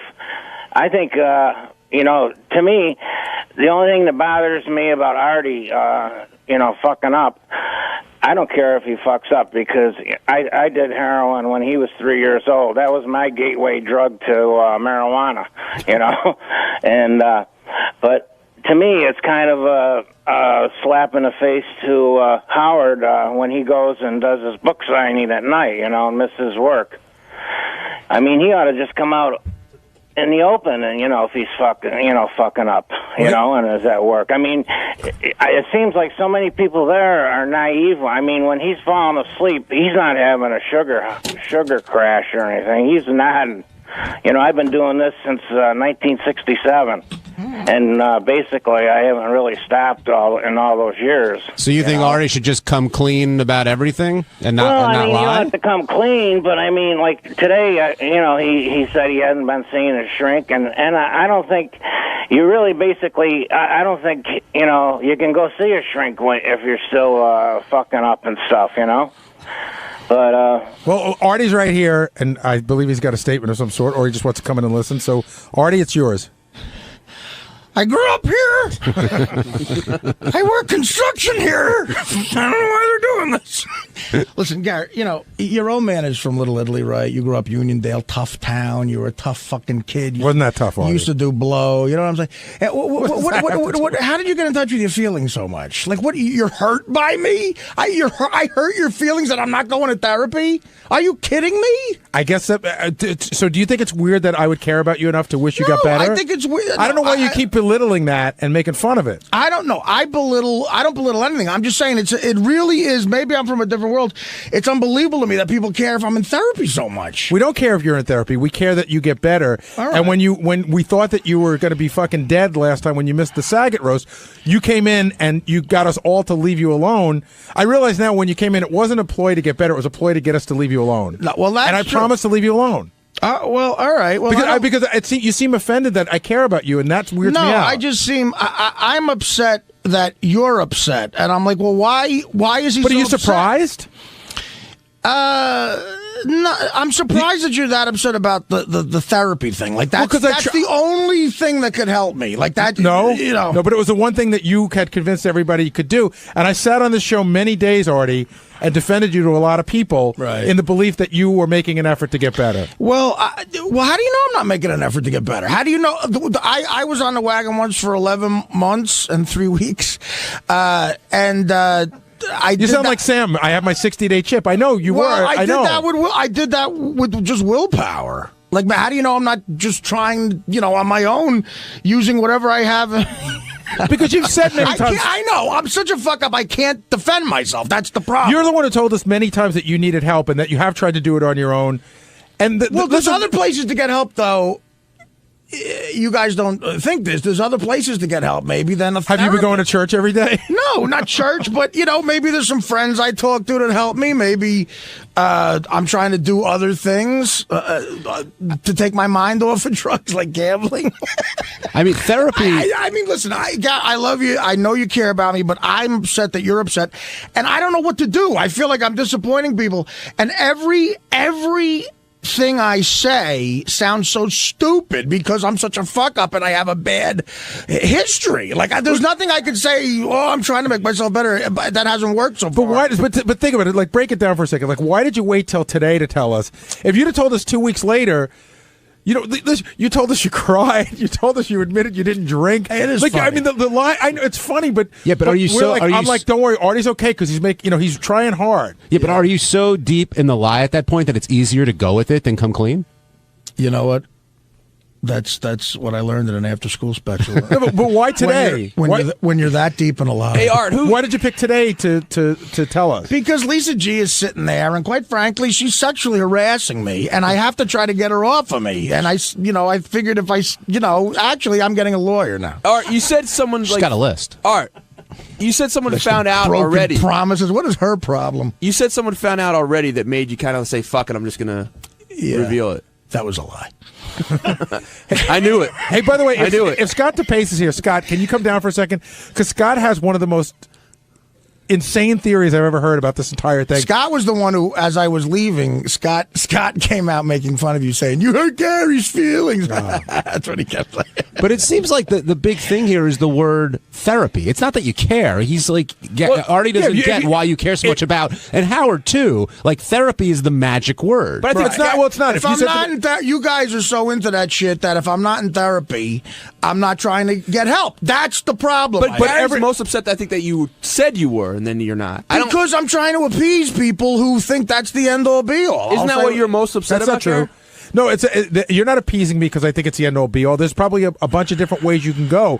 That's the way you decided to tell us that you were coping with that particular incident. Well, what if I told you, look, I'm just using my own tools in my head to get better? You're not going to believe that. Well, I'll believe it, but I don't think it'll work. Well, I believe you were doing that, but that's I'd say discouraging. Scott, come over here. Yeah, but Artie, you understand. People aren't going to believe it because you made that bed. I know, and I have to line it. Scott, tell me what you just tell First me. of all, it's not insane. No, I just was doubting some of your drug, things. Oh, right now. there you go. Well, why am I? Maybe I'm not lying. Maybe I'm lying about the drugs. Let him talk. As far as I know, I never saw you withdrawing here at work. I never saw you throwing up. So I was just questioning. A lot of the timeline was off. So maybe this is all a ploy to sell some books. What timeline? He thinks that the whole drug thing was a ploy to sell books. He spent a good 4 hours with you down at your Jersey Shore home and saw no evidence of drug use, so he's pretty sure you're clean. Do you have any evidence that you can actually prove that you ever did heroin? Right. Can we take your hair? Listen, That's why he won't give us a hair sample. You're not getting my hair. Wait, by the way, we talked about this on the Rapper Show. You've told us you've done heroin. You told us you've done coke. What could be in your hair? I just don't want to. No, but what could be in your hair? I don't want you to take my hair. It's creepy. But there's nothing we could find that could be worse than heroin. I don't want you taking my hair. But seriously, if you've raped someone, does it show up in your hair? No, it doesn't. All right, fine. You can have some. On Tuesday's wrap-up show, was a big discussion about how Artie and my friendship might be a little bit fractured. Talk about him getting my paycheck by accident and how he lied about going to therapy and just how I felt about it. And a lot of callers had a lot of opinions. This is what happened.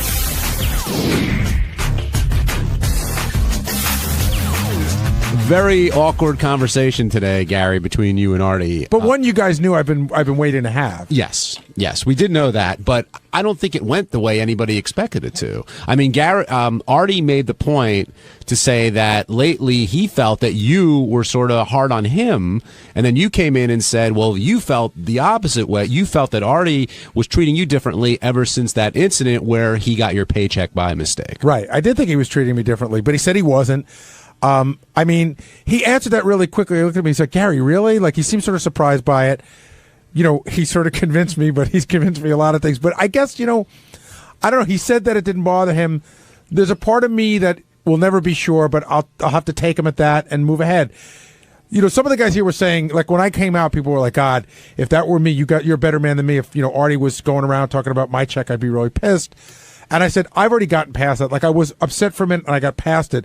I was having a bigger issue with the Artie's got something against me thing. I really thought Artie had an axe to grind with me. Well, both Lisa G and Jason came in to corroborate the fact that Artie, well, not the fact, but that Artie was showing, making jokes about having your check and, hey, you want to see it and stuff like that. Jason, that must have been a weird thing. First of all, I misspoke. I'll just go on record. I was wrong. He did not, to my memory, have to check with him. Okay, I ran in on the air. It was a year and a half ago. I was drunk, so I am sorry for saying that Artie had to check with him. However, I felt bad that Lisa was kind of on her own out there saying that Artie was going around that night talking about Gary's paycheck, and Artie was denying it because it just simply wasn't true. And I love Artie, and I hope he doesn't hold this against me for the rest of his life, but I'm just sorry. It wasn't true. He was talking about it that night. He was talking about it to a lot of people, and I know it really bothered Gary at the time anyway. It did. So I mean, that was it. So I said, I said what I said, and I'm sorry that I implied that he had to check with him, and that's that, and I'll deal with any repercussions that come with that. But there's been this overall uneasiness between you guys, it sounds like, but you both came at it from different perspectives. Like Artie thought this one thing and you thought the other. Well, he thinks I'm pissed at him, and I think he's pissed at me.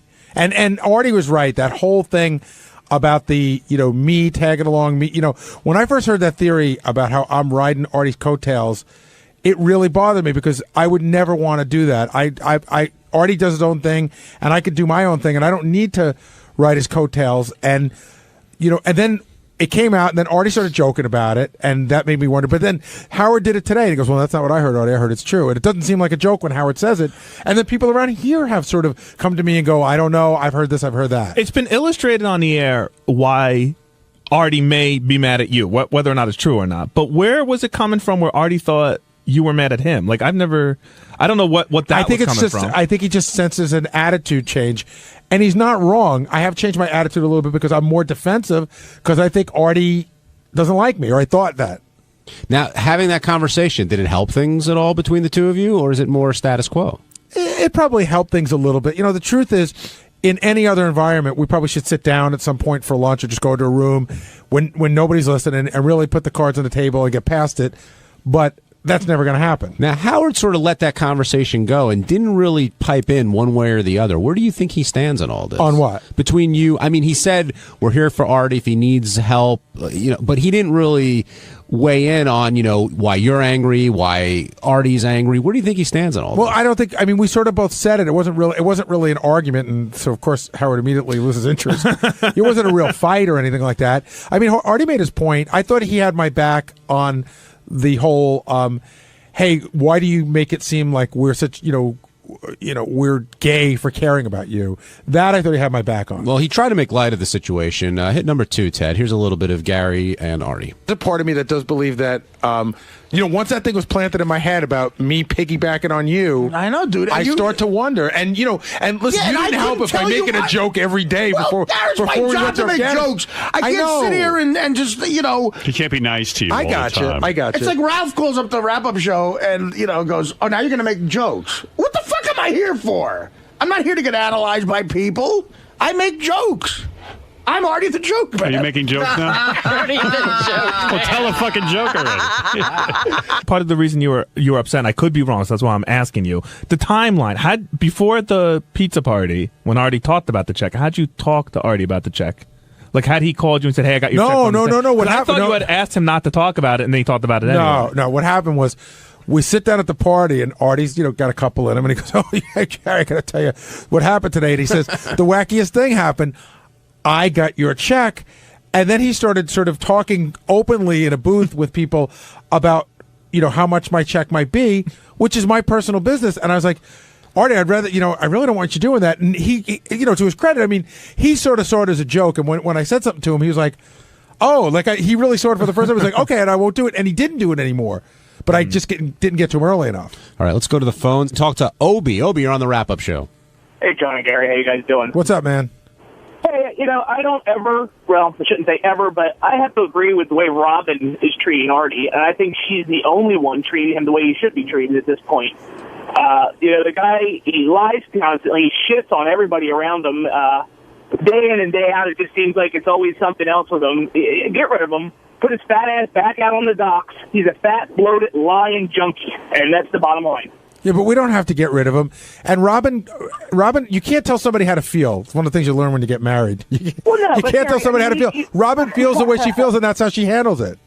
Yeah, I understand that, but I mean, I can't believe that you feel. I bet you feel similar to the way Robin feels. I mean, you said flat out that the guy, you feel betrayed. I mean, you're right. You should feel betrayed. Well, I felt betrayed that he lied to me about going there while I was defending him. But it's not like he told the lie that affects his job here. It's not like he told me he needed 2 weeks off to go, be with a sick grandmother, and he was in Hawaii. It's mostly about his life. But again, on the show, everything's so intertwined. Your life and work, they're all part of the same thing. Yeah, I get it, but when you're lying day in and day out, and who knows what to believe? What his books? Who knows if I can believe half the crap in his book now? The guy's credibility is shit.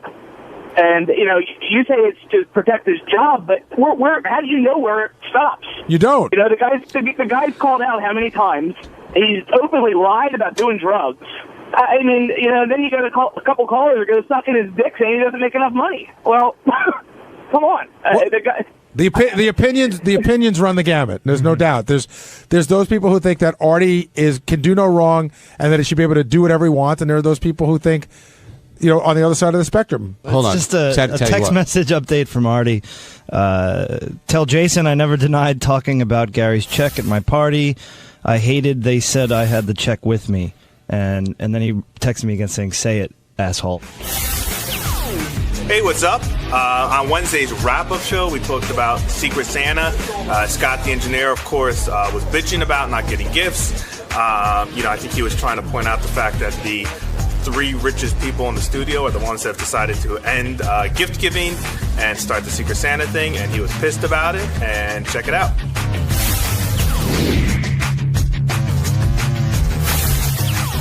Vincent in Rhode Island, you're on the wrap-up show.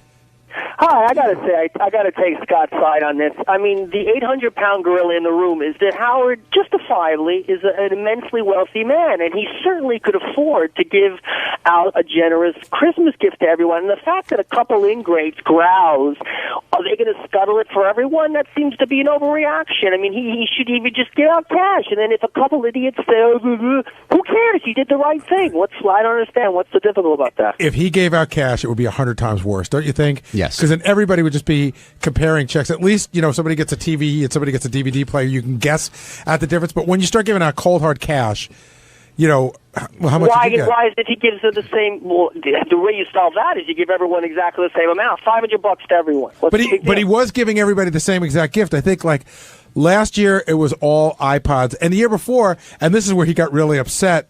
Or not last year, but the year before. But the year before that, he gave everybody the stilettos. That's right. And everybody assumed that Howard got them all for free. And he didn't. He had to pay full price for them. Well, I mean, Gary, first of all, not everybody thought that. But second of all, is that a huge leap to make that the company that Howard practically owns, he gave away the stiletto? I mean, that's not for some people to think that, and it wasn't me, certainly. I love my stiletto. But, I mean, it's not like a crazy thing to think. No, but what he's saying is he paid, full price for them, and he bought everyone a gift, and then everyone accused him of being cheap. I'm just saying maybe he shouldn't have been surprised that people thought that. But, sir, to go back to your point, I think if Scott got $500 from Howard, and then I don't know, maybe Steve Brandano got $500 from Howard. What the fuck is that doing? And Ryan from the Taste team got $500 from Howard. I think you would still be angry because even what the fuck? I've been here 30 years. Of course he would be. No, why would I be angry? Yeah, of course. Dave in Ontario, you're on the wrap-up show. Hey, how are you guys? Hi, Dave. I was listening to you guys talk about, what Howard got for you guys for Christmas. What did you guys get? What have you guys been getting Howard for Christmas? I didn't hear any discussion on that at all. Did anybody even think of getting him something? This year?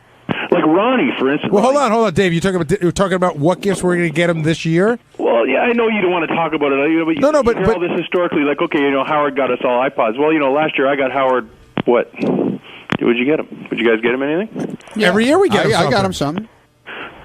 Well, what? Wait, all you have to do is go back and listen to past shows. We did it all on the air. Now, are you talking about last year specifically, Dave? Or? Well, last year, this year, are you guys getting them something nice? I know a couple. I got to think about it. I just don't hear any discussion of it. And what do you get? Is it a one-sided thing? Is it a one-sided thing? Dude, Howard doesn't want to exchange gifts. He doesn't want anybody to give him anything. And he doesn't want to give anybody anything. So that ends the discussion. What do you get? First of all, what do you get a guy that has everything? You make a donation to his favorite charity. But that's not the issue. If you are getting him something. No, you can buy him a gift. But I've got him gifts too. But listen, I've got his birthday gift sitting at my house. I bought it 2 months ago. It just was something that I knew he'd want. Right. But you have to dig around during the year. But Howard, the whole point of the Secret Santa thing is to not exchange gifts with people. Right. So, Dave, are you saying the people who are bitching about not getting anything from Howard should be the ones? What are they getting? Well, I Is that your wonder. question? I just hear a lot of that. He got you something. He didn't get me something. What did he get you? What did he get? It's like, okay, you know what? It just sounds It sounds like a lot of one-sided whining to me. Well, it's not some of you, not all of you, not all of you. So who are you referring to? Yeah, who? I just, Ronnie. What did Ronnie get him? Well, when? Wait a minute. Wait a minute. Hold on a second. Hold on. What did you? First of all, when did you ever hear me bitching about anything that Howard gave me? Well, generally speaking, Ron, you do a lot of. No, I never bitched about anything. I just didn't hear all I can tell you. Listen, listen to me. He is to me. All right, he's the most generous person to me that you ever want to meet. Okay, so you never heard me complain shit about it. What he ever got me. No, okay, you're right. So calm down. I'm not calm. All right, and what did I get? I made a donation to his charity last year. Okay, is that are you happy with that? Oh well, no, I'm thrilled, Ronnie. I'm thrilled. Good.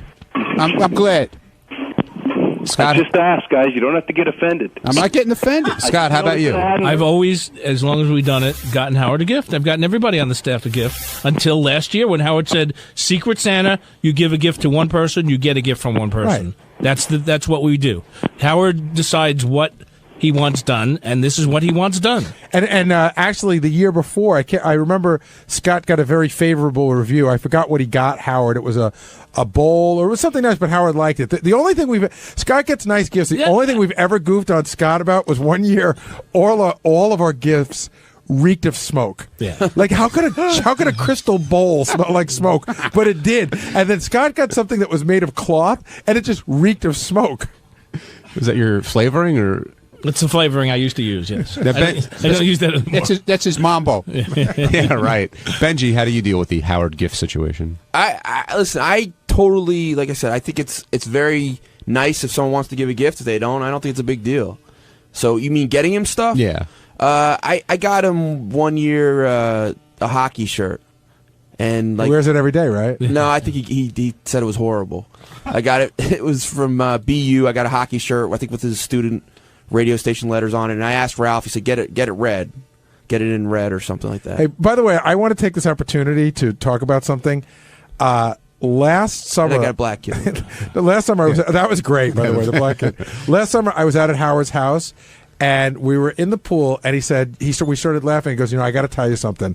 He goes, "You know how I beat the shit out of you on the air about that crappy Christmas gift you gave me, the kit that had like nail trimmers and nose trimmers and all that stuff?" He goes, "I've had that sitting around for 10 years." He goes, "I opened up the other day." He goes, "It's fucking great." He goes, "I love that thing." He goes, "I use everything in it." He goes, so he never even opened it up. He just looked at it. So I want everyone to know that. JD, how about you? I've given him a couple shirts, and he said he liked them, but he could have been just being nice. I don't know. And you've got Artie for Secret Santa, right? Yes. And have you gotten any more calls from Artie's mom? No, suggestions? I did get a suggestion from somebody. Actually, I was going to talk to Gary about it, but to see if Artie would even want it. But right, I don't know. It's a whole How old thing. is she? Heroin? No. A map of Delaware. On Thursday's wrap-up show, we talked about what Howard said about being gone in 2 years and what everybody's going to do. Everybody's nervous, obviously. We all want him to stay on so we can keep our jobs, and it'd be sort of strange not having Howard in the morning, but it's a reality for us, and we all theorized about what would happen if, in fact, he decided to hang it up in 2 years.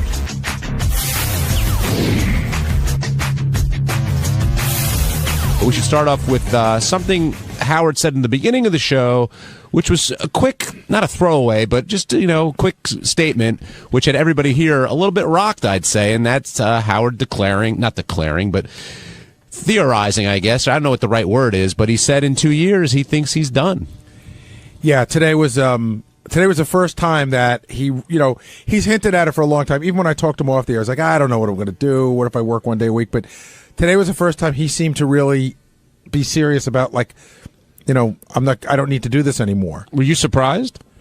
No, but it's weird. It's one of those things that I've been preparing for a long time, and I've even been preparing for it. I'm always meeting with people, just, getting ready for the next phase of whatever my career is going to be. But when you hear him say it, it still sort of hits you. Did it surprise you, Benji? No, I mean, I obviously haven't been here as long as Gary, but he always says he's going to quit. So that's what I expect Howard to say. I see. This was different, though. This, I don't know if I'm coming back. This was a little bit more.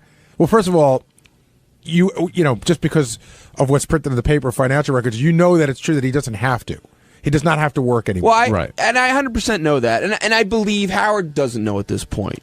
I believe he's truly undecided at this point. Well, I also believe he's being honest when he says, I expect to quit. I think he's being honest. A lot can happen in 2 years. Right. But I said to him, when this has come up in the air before, I'd be like, is this just the way you feel today and it could change, or is this how you feel? And he goes, no, this is pretty much how I feel.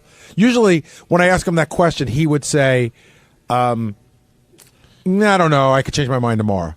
But that wasn't the case today. Now, how did everybody react? I mean, you went in there and sort of said your piece, but did anybody else's reaction surprise you? No, we're all sort of like, I don't think we're at the point where anybody's surprised. Like I said, we all sort of know it's a possibility, and we all talk about preparing for it. Now, what would really make it different is if we knew for sure. Yeah, right. What I wanted to ask him today, and I didn't want to press him on it, I almost asked him off the air, but I'm curious what he considers to be a good amount of time to let us know the answer. In other words, is he going to let me know 6 months before? How much notice you're getting? Right, how much notice he's going to give us so that we can start doing what we're going to do. Or, when will he tell us? A few people were theorizing that Howard, is it in his personality to retire? Like, could he actually stop doing the show? I know after some vacations he comes back and he's like, I miss just getting on the radio at 6 a.m. and doing the show.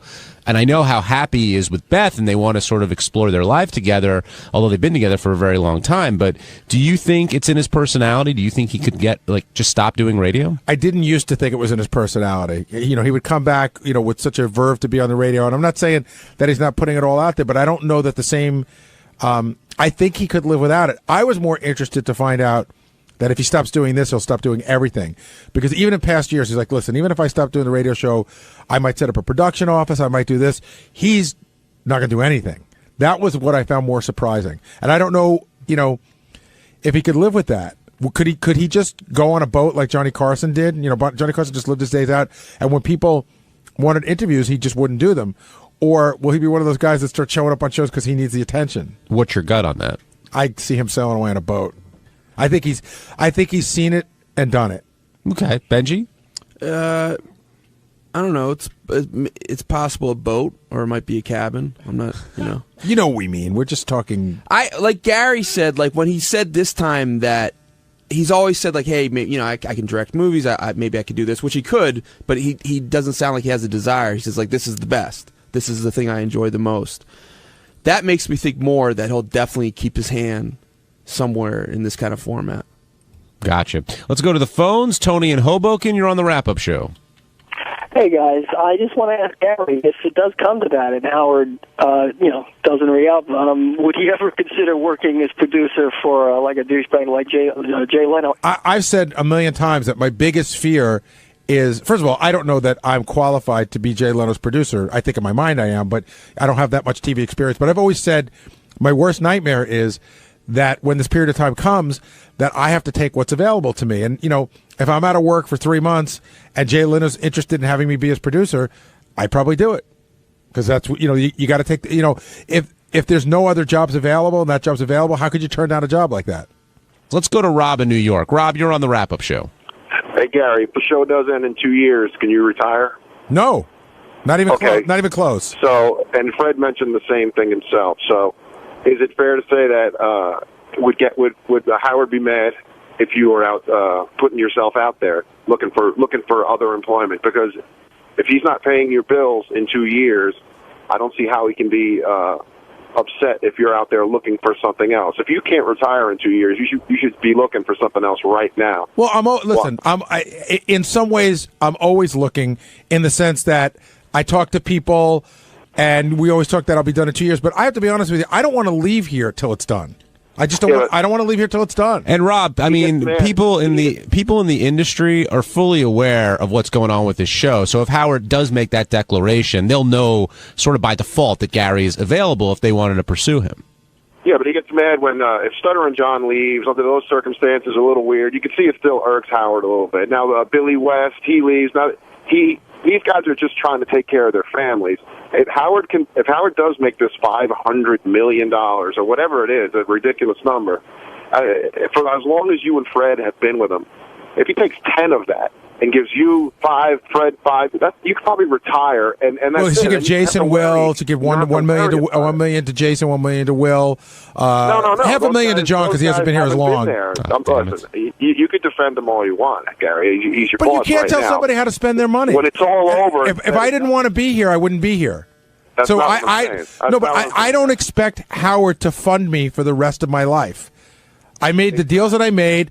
I'm happy with what I have, and I can move on when I want to. You seem to have an issue with it. We should also get to fuck Beth every once in a while. If Jay Leno came knocking right now with a guarantee for 5 years or 10 years of employment at a serious yearly rate, would you take it? I would of course seriously consider it. When you say Howard got mad at John for leaving, Howard didn't get mad at John for leaving. Howard got mad at the way John left. I think we all agreed that we probably could not have paid John what he got, and we would have said, listen, we can't match that. You go do that. It was that John never gave anybody that opportunity. John made his deal and left before anybody could do anything about it, and we thought that for the amount of time that he'd work with us, he should have there was a way to do it where he could have ended up where he was and everyone would have been happy. Well, Rob asks an interesting question in a roundabout way, but Leno's got this new show, 10 o'clock, for whatever reason. He wants, a different producer, and he contacts you. How do you handle something like that at this point? Listen, Howard would be the first person to say that everybody has to explore everything that's brought to him. He does that too. So, of course, if he came knocking, I would listen to what he had to say. You're talking about a million different things. Do I want to move to Los Angeles? Is it guaranteed for X amount of years? But if he said, I've got a 5-year guaranteed contract for X amount of dollars and the money was worth it, I'd probably go to Howard and say, I got a pretty good opportunity here. Are you staying or leaving? And if he says, I don't know, I'd say I'd have to take it. If he says, I'm staying, I'd probably be less inclined to take it. And the big difference there with Stuttering John is that you would go to Howard to discuss it before anything was done. Absolutely. Yeah. I mean, of course, no, I talked to them a little bit, but I'd see what they were offering. Benji, how about you if a writing gig like that came along? I like Gary says, first of all, we have such a great environment here. It's hard to see, like, it's hard to imagine like a more fun environment. Can I jump on that? Okay, look, Benji. We love Benji to death. He dresses the way he wants when he comes in. He sort of has, there's rules, but in a way there's no rules. So if Benji goes to work on a more structured show, it's going to be different. You're going to be asked.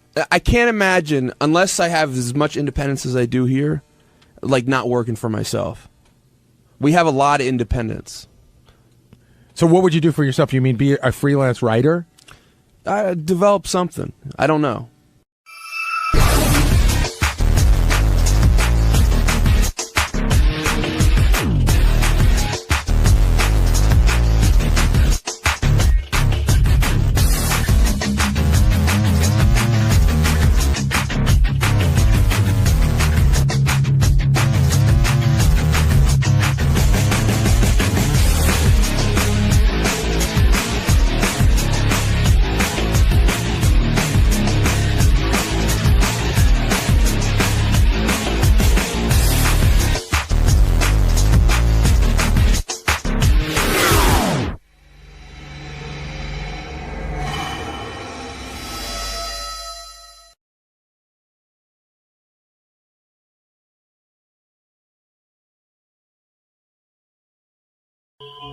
Here today because I love Howard and I was lucky enough to get invited. Not everyone gets that opportunity.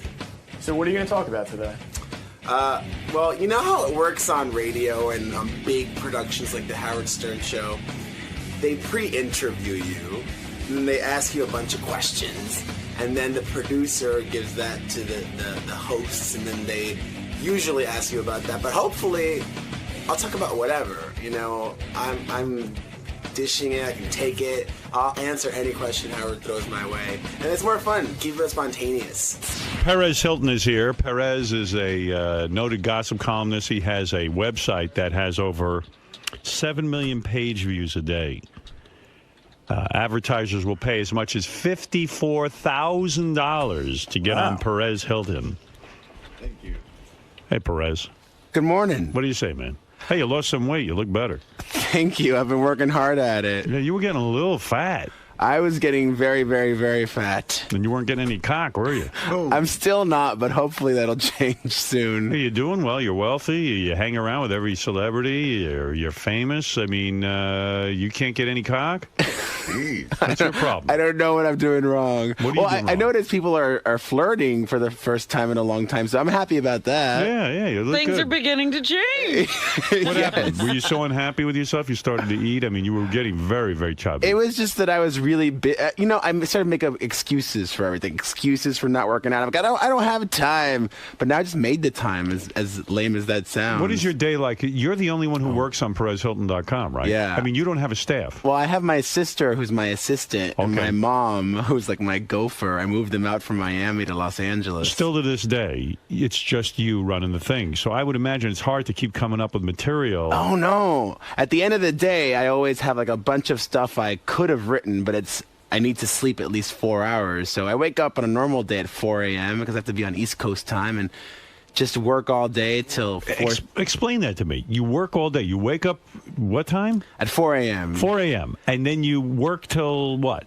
I work until 4:30 p.m. and then I go to the gym and then I come home and I eat and shower and work some more and then I go to bed and I try to get to sleep by 10. So you're not out running around all I over used the to, place. and that's probably one of the reasons why I was fat, because I was sleeping even less and eating and drinking, and now I like to treat myself as if I'm the Michael Phelps of blogging. And I don't leave my house from Sunday night through Thursday night. And I really am happy doing that because, I love what I do. That's what you did. It was your hobby. You had no idea that this would become a popular website. I mean, there's a lot of people blogging. Nobody really gets any attention doing this. And this worked into a full-time business. How much are you worth at this point? Are you a millionaire? Well, I don't know. I have. know if you're a millionaire. I have my business manager who handles that, who's a lovely guy who called yesterday, saying, "I want to let you know everything's okay. Don't worry about." Do you have your money at Lehman Brothers? No, we didn't. We didn't. But he just wanted to. He's very professional and wanted to make me feel at ease. Well, you're working hard. I mean, you're taking this thing seriously. The website. I just started for fun. But what's funny now is that nowadays people start blogs and websites with the whole intention of just trying to make money doing it. Right. I just started it for fun. You enjoy doing it. That's the secret. Yeah. And the fact of the matter is, it's getting harder though, because the more popular you get, you've got to worry about being sued. I know in the beginning you could write anything you want, nobody cared. Because nobody was reading me. But now, are you involved in a lot of lawsuits? I've gotten almost all of them settled now. Right. That was the one big lawsuit was that you were using pictures that photographers took and you were writing things on them, and then they said, "Hey, wait a second. You're making some money with these pictures. You got to pay us." So I assume now you're paying them. Yeah, I pay for every photo that I get. Right. Yeah, it was interesting, because I became a big boy without planning to or without meaning to. And then when you're a big boy, you have to play by big boy rules. Yeah, I know. That's a real shame, isn't it? It's a lot more fun when you don't have to play by anybody's rules. It is. So now, so on your website, there's probably less pictures because you got to be careful about which ones you buy. I mean, you don't want to spend too much money. I don't. I'm not cheap, so Right. I'll post away. So it looks the same. Yeah, it's as the it same. always would. It's even better, I think, because now I'm doing video, I'm doing iChats with people. Like I saw you link the other day to I guess it was something from TMZ. Do you have to pay for that too? No, not to. I could link to any website. I see, yeah, because that's good. I like that. And then let's say, like the other day, you had a picture. I think it was Sienna Miller. I don't know one person. I'm so out of it now. I don't even know who Sienna Miller is, really. Oh, you do. I honestly don't. Well, she used to date Jude Law. Yeah. Right. But was she there naked and kissing some guy? Yeah, that Brothers and Sisters actor, Balthazar Getty. She's the homewrecker. And she looked nude and fat. Was she fat? I think she was just hunched over, so she may have looked a bad angle. Yeah, a bad angle. A picture like that you have to pay for, right? I did, yeah. Yeah, you did. How much does a picture like that cost? It depends on who's selling it to you, who I have relationships with. I see. Thankfully, some people I kind of have all you can eat kind of thing where I pay someone a flat amount and I can use all their pictures per month. Oh, that's great. So that's good. I use those a lot. So is that like $100 to get a nude picture of Sienna Miller, or is it like $100,000? Not $100,000, Right. but yeah, it's more than 100. Are there pictures now you want to use, but you just say, I can't afford that. I'm not paying a guy $50,000 for a picture of Madonna's, asshole. No, it's really rare because there's so many paparazzi in Los Angeles, or actually all over the world, right? That very few people get exclusive shots anymore, right? So and those are the ones that are expensive. Yeah, but you're not at the point where you're going to have, somebody go out just to get an exclusive picture. You don't send people out looking. I might things. in the future diversify. Who knows? Yeah. Famous people hate you when they see you, though, right? Don't they? Because you say mean things about them. They some do, and some have a sense of humor about things. They may hate me, but I think a lot of them read it. Yeah, Avril Lavigne set up a website, an anti-Perez Hilton. Oh, website. that was a fake website, but I thought that was really funny. Right, because you make fun of these people. You don't but like she did Avril call Lavigne? me one day. And what did she say? She said, "Stop writing about me," and I said, "Well, you make it so easy." What is it? I find her very attractive, cute, also talented. What don't you like about her? See, I find her obnoxious and not attractive. Yeah, well, she's just like she's a spoiled brat. It seems like, and not very appreciative of her fans. And there's all these accusations that she doesn't even really write her own music. And, is that true? Yeah, well, allegedly, according to people that have worked with her. No kidding. They've gone on the record and everything. And then she's threatened to sue the people that she's worked with in the past and had them recant it. Oh, wow. I wasn't even aware of all that. She just looked like a cute chick who had won a bang. Well, you don't look very far past the makeup. You like her music? The look. I do. I like her tunes. You like the Girlfriend song? I do. I like it. It's very different from Coldplay. Well, I like it all. He's eclectic. Yeah, I'm a skater boy, actually. He actually listens to the guys and just looks at the girls. So now I have to ask you. Wait, I heard something. Yes. So you're getting married soon. Soon, yes. And I'm hearing you're getting married very, very soon. Very soon. Like within days. Oh, really? I may be wrong information, but that's what I heard. Because there's rumors about you all the time. I got to tell you, Every weekend of the summer, I was supposedly getting married. And I find it fascinating because, first of all, A, who cares when I get married? People obviously care. They evidently do care. And B, I haven't gotten married yet. And no, I mean, I'm getting married soon. But Are you going to sell the pictures and all that? No, you want to know something? We got approached.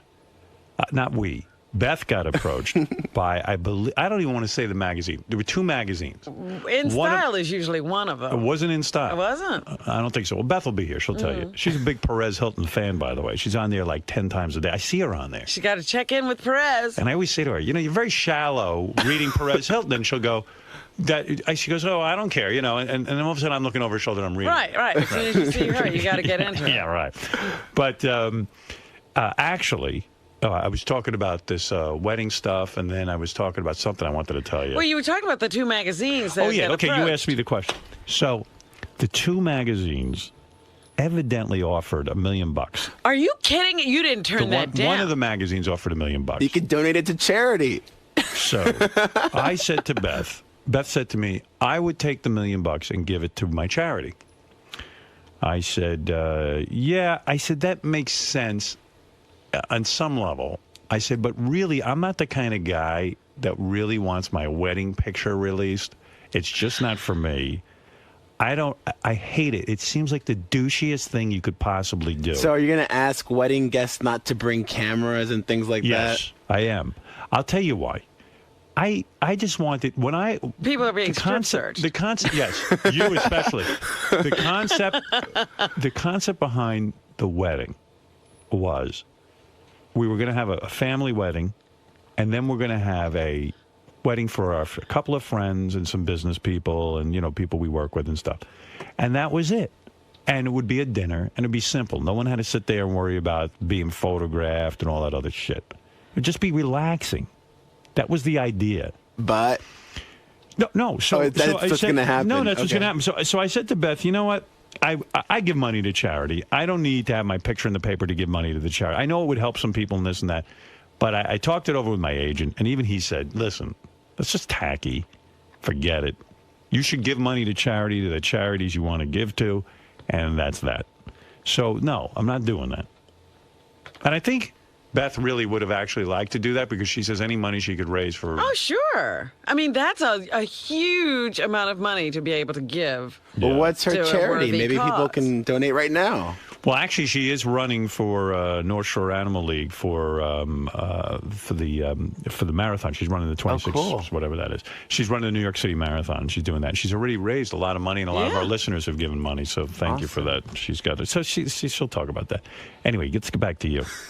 And what you're up to. I like to interview other people as well. Yeah, it was funny because when you said that, George Takei, I don't know if he ever went back to people to get some money, but they're, like they had them all over Entertainment Tonight last night because he did they it were for at the free. wedding, and People Magazine got the pictures for free. Yeah. Yeah, Brad and George got married on Sunday. Well, he's doing it to promote the message of equality, and he wants to get. But he could still get paid. Yeah. I don't know who would pay him that much. Artie, weren't you angry at Perez? He did something about you, didn't he? Was there something about that? Weren't you angry at one time at Perez? No. You were. Absolutely not. He put a picture in of you. The drawing. And drew something on it. And you said it skeeved you because, it was sort of like he was flirting with you or something. Flirting with me? I don't think I'm his type. I know. I don't remember being... Yeah. You talked bears. Like I don't remember being guy. angry at Perez. No, I don't actually either. Someone handed me that note. Yeah. I'm mad at? No. Margie, you're on the air with was Perez. that the picture? Was that the thing with the heart around my crotch? Yes. He likes you. Was that? Well, do you remember doing that, Perez? I do that. Right. Okay. That means he likes you. I did a gig in Miami. Miami has a comedy festival, and I guess there was not going to talk over you. people that take pictures down there and send them to Perez. So for like a week, I was on there with a heart around my crotch. Right. I was rather flattered by it. You're not kidding. I never got a heart around my crotch. I draw a crown on your head. I know. You always do nice things. Margie, go ahead. You're on the air in New York City.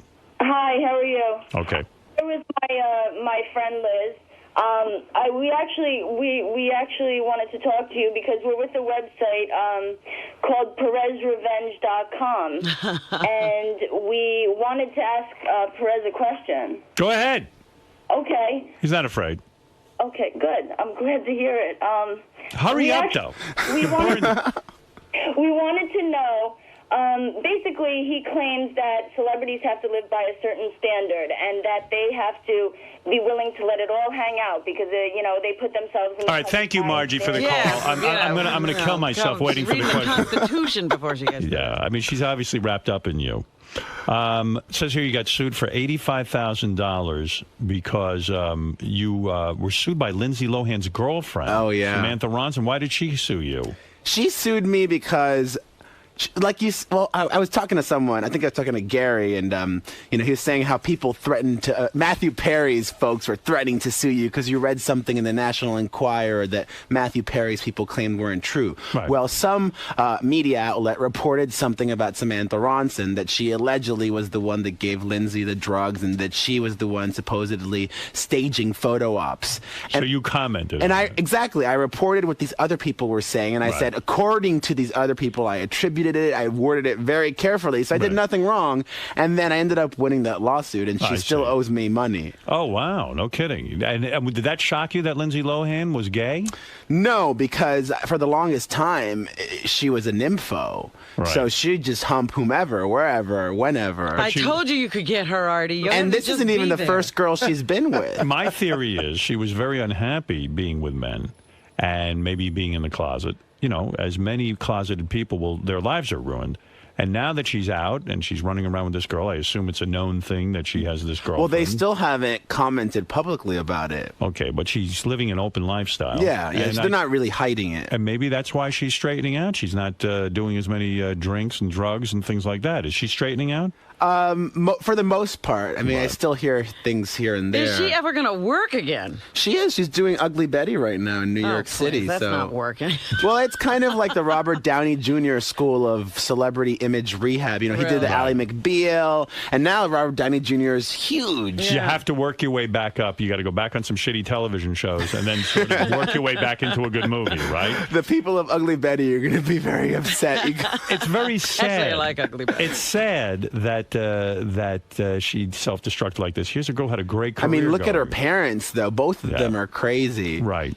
Now, do you would you agree that most of the celebrities are more leaning toward Obama than they are? And they're all talking about it very publicly. I think the only one who's not is like Kid Rock. And he's saying all these other losers talking about it should shut up. Right. And they're all talking about that Sarah Palin girl. They hate her. She's the hugest overnight celebrity in America. Right I kind now, of love for her. sure. Yeah. Are you getting gossip on her? Are you trying to? I mean, her, the daughter, everyone. What's going on? What do you know? They're like the Spears of the political world. Really? Yeah, I love it. You're working on some big stuff about them? Well, the most recent one I posted was about the daughter and how she stole her boyfriend, who's now the baby daddy, from her former friend. I see. So there was a lot of intrigue. Yeah, and apparently, although I don't think she's ever talked about it, Sarah Palin herself was pregnant before she got married and all these things. Yeah, I just heard a little bit about that this weekend. There was a shotgun wedding. And the most recent one, that's just kind of funny, is that when she was governor, well, she's still governor of Alaska, but when she got into office, she had a tanning bed put in there, which is kind of funny. But now her people are saying that she paid for that with her own money. Right. Who knows? Hey, you did something that shocked me. And I don't get shocked by much, but Whoopi Goldberg criticized you for it, too. You posted a picture of Adam Sandler's 2-year-old child. And Sadie. really, I don't know her name, and I don't really know Adam, but I thought it was cruel. I actually did. Because I never make fun of the kids as celebrities, really, unless they're like, actors or something. But you took a picture of his 2-year-old kid, and you kind of said that she was not good looking. She's not. Yeah, but it's mean. I know. Nice. The kid didn't ask for that. Did you feel bad about that at all? Did you hear from Adam? Was he upset? I didn't hear from him, but I'll bend over and let him spank me really hard. The thing is that I'm not a complete asshole. I'm a conniving asshole. Like I did it on purpose to try to get a response out of people. Maybe that's really cheap and lame, but yeah, because I mean, I don't know if there's it a makes it little any kid better. there, you know? Well, I was just really saying what a lot of people were thinking. I mean, you may not say it out loud, but I did.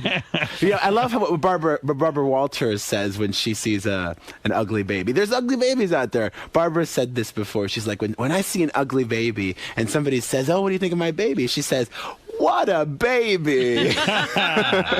Maybe you should just write "What a baby" now. I think I'll do that for a week or so. Now, what is this? You're going back to sex. You have not had a lover in a long time. Now that you are on the celebrity circuit, you are accepted into this circle. Do you think you might be hooking up with a famous man? I have my celebrity crushes. Who is your celebrity crush? Let me hear. Who do you well, want I to think I do, but they're all straight. The ones that I think are cute. Oh, there are someone that are gay that are cute too. But I love the Zac Efron. Or the like Chase him. Crawford. Right. That's you who you like want. those little. But that's just fun to pretend. I wouldn't ever want to date anyone that pretty because then I'd always feel so insecure. I'm dating someone so pretty. And what's the plan? Are you going to out more celebrities? You like to out celebrities. Sure. Whenever I you feel find like that someone's gay, you will report it on your website. Well, I haven't recently because I think I've outed everyone except for like some TV actors that are still closeted. But right. Does anyone really care about TV actors? And are you so successful? Yeah, people do. Are you successful now? Well, I should do it. Is Gary right that you're getting your own record label? Yeah, I'm very excited what is about that. All about? Yeah, what do you know about Well, like music? Howard, I love music too, and I like all different kinds. And, you know, I feel like I have this wonderful opportunity. Whenever I mention a musician on my site, even if only 10% of my readers check it out, that's a lot of people checking out the music. And a lot of folks say, oh, I discovered this person because of you. So I want to really help people and discover talent that I think is amazing and guide their career along. Wow, all right. Well, that sounds It's interesting. something I'm really passionate about. I love music so much. How many readers are on that website? Well, nowadays, it's actually like about 9 million, 9.5 million a day. It's really Wow, crazy. 9.5 million a day. Individuals or It's hits? no, that's page views. People that come back All more right, than all once. But that's what the advertisers care about. And you're getting $54,000 for a spot on your website? That's if it's taken every day. It's Right. not, that's for the wallpaper. I mean, I don't care about money that much. Right. All I care about is that I'm able to be with my family. I was able to support them, and I don't have to worry about paying bills. I have my business manager do that. I never balanced the checkbook. I felt like really stupid. Have you ever outed someone and found out they weren't gay? And have to put them back in the closet? No. No, nothing like that. I mean, I've always, it's fun to speculate, but I've never said this person is if I don't know. And you started your own clothing line. Yeah, I did that. I still do. I did one collection with Hot Topic, and now I still got my line on my website. Man, I tell you. And I got a book coming out in January. You can pre-order it on Amazon.com. Now, what is in the book?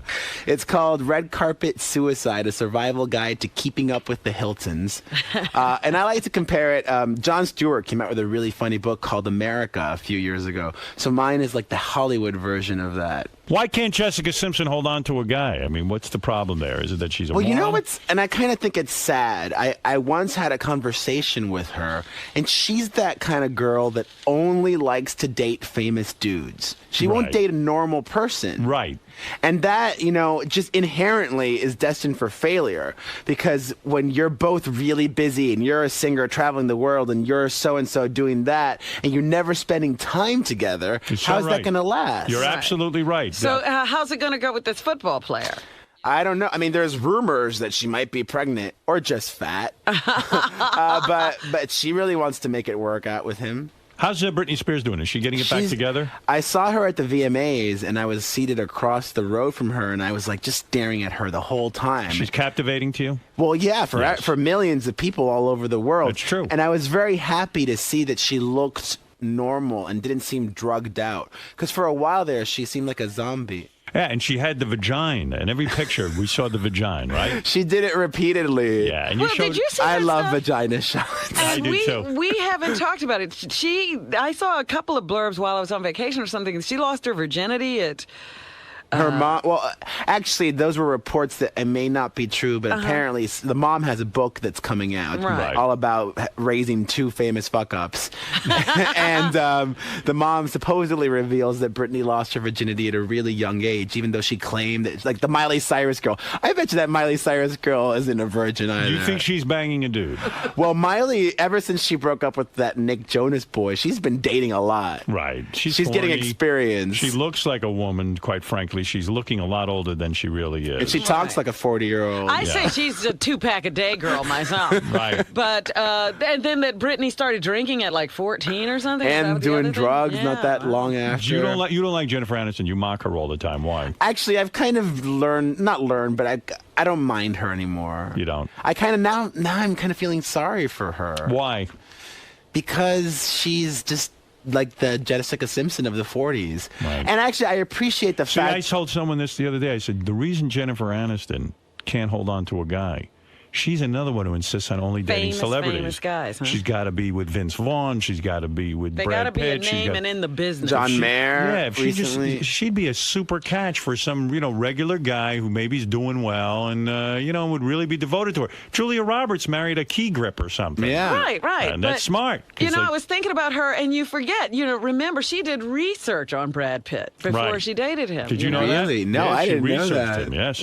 Yeah, she researched him. That's like Katie Holmes and Tom Cruise. That is the strangest looking couple. Do you point that out? They're very odd bizarre. together. But I mean, I'm surprised they've lasted this long. And she's too tall for him, right? Well, he likes tall girls. He certainly does. Well, there's always so much to talk about with you. Perez Hilton, by the way, I should say this. You go to his website by merely putting in PerezHilton.com. That's it, PEREZ Hilton.com. And you still love hanging out with the celebrities and I love staying at home. I don't leave my house from Sunday night through Thursday night. I love working. I love doing what I do, and I feel When's really the last time you blew a guy? I got blown 7 months ago, but I didn't blow.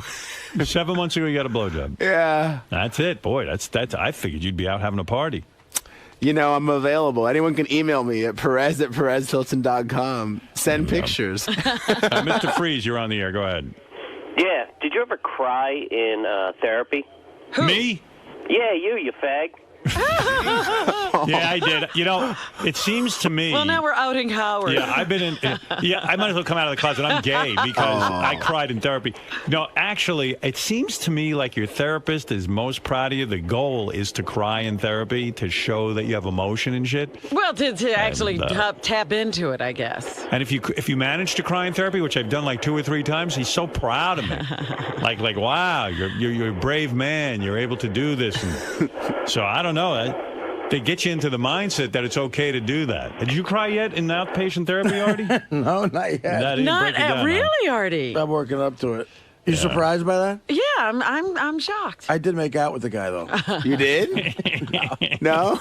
My therapist. My ears perked up. So they're moving right along in therapy. Yeah, we're really hitting it off. Let me tell you something, Perez. You're doing all right. Thank you very much, I Howard. like your website. I think it's done very, very well. And, tell Beth I say hi. Oh, you'll see Beth. She's here. All right. Well, I'll go say hi. You see, she'll tell you everything that's on your website. You can quiz her about anything on your website, and she'll know it.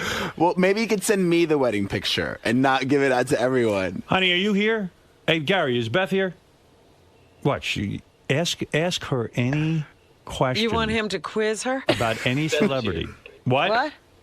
She's here. Huh? Ask her if she wants to meet Perez Hilton. Okay.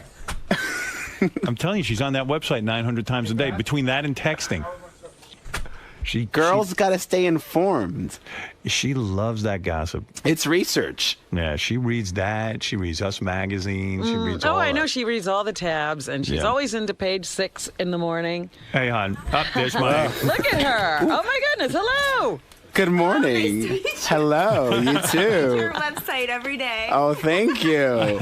How many times a day are you on PerezHilton.com? Me? Yeah. Oh, just once. Oh, that's a lie. No, Come on. that's not true. Honey, you're on there all the time. That's so embarrassing. No. No, tell the truth. You're on there a lot. You're on just there. once, but every day. Oh, thank you. That's how I knew that you were on today. Perez, ask her anything about any celebrity. She can tell you. Oh, honey, that's really embarrassing. Come on. Go ahead. What do you think about Howard liking Avril Lavigne? Oh, know. You always had a little crush for her. I mean, I like her. Yeah, I like no, her she's music. good and she's cute. You think she's hot? Right. Yeah. No, but Perez, ask her any question about what's on the ask her website? like the name of Adam Sandler's kid, and she'll know. I don't know that. Oh, you don't know that? No. Well, thankfully, I don't talk about the kid that much. Good, No, you're mean about some kid. You know who you're mean about?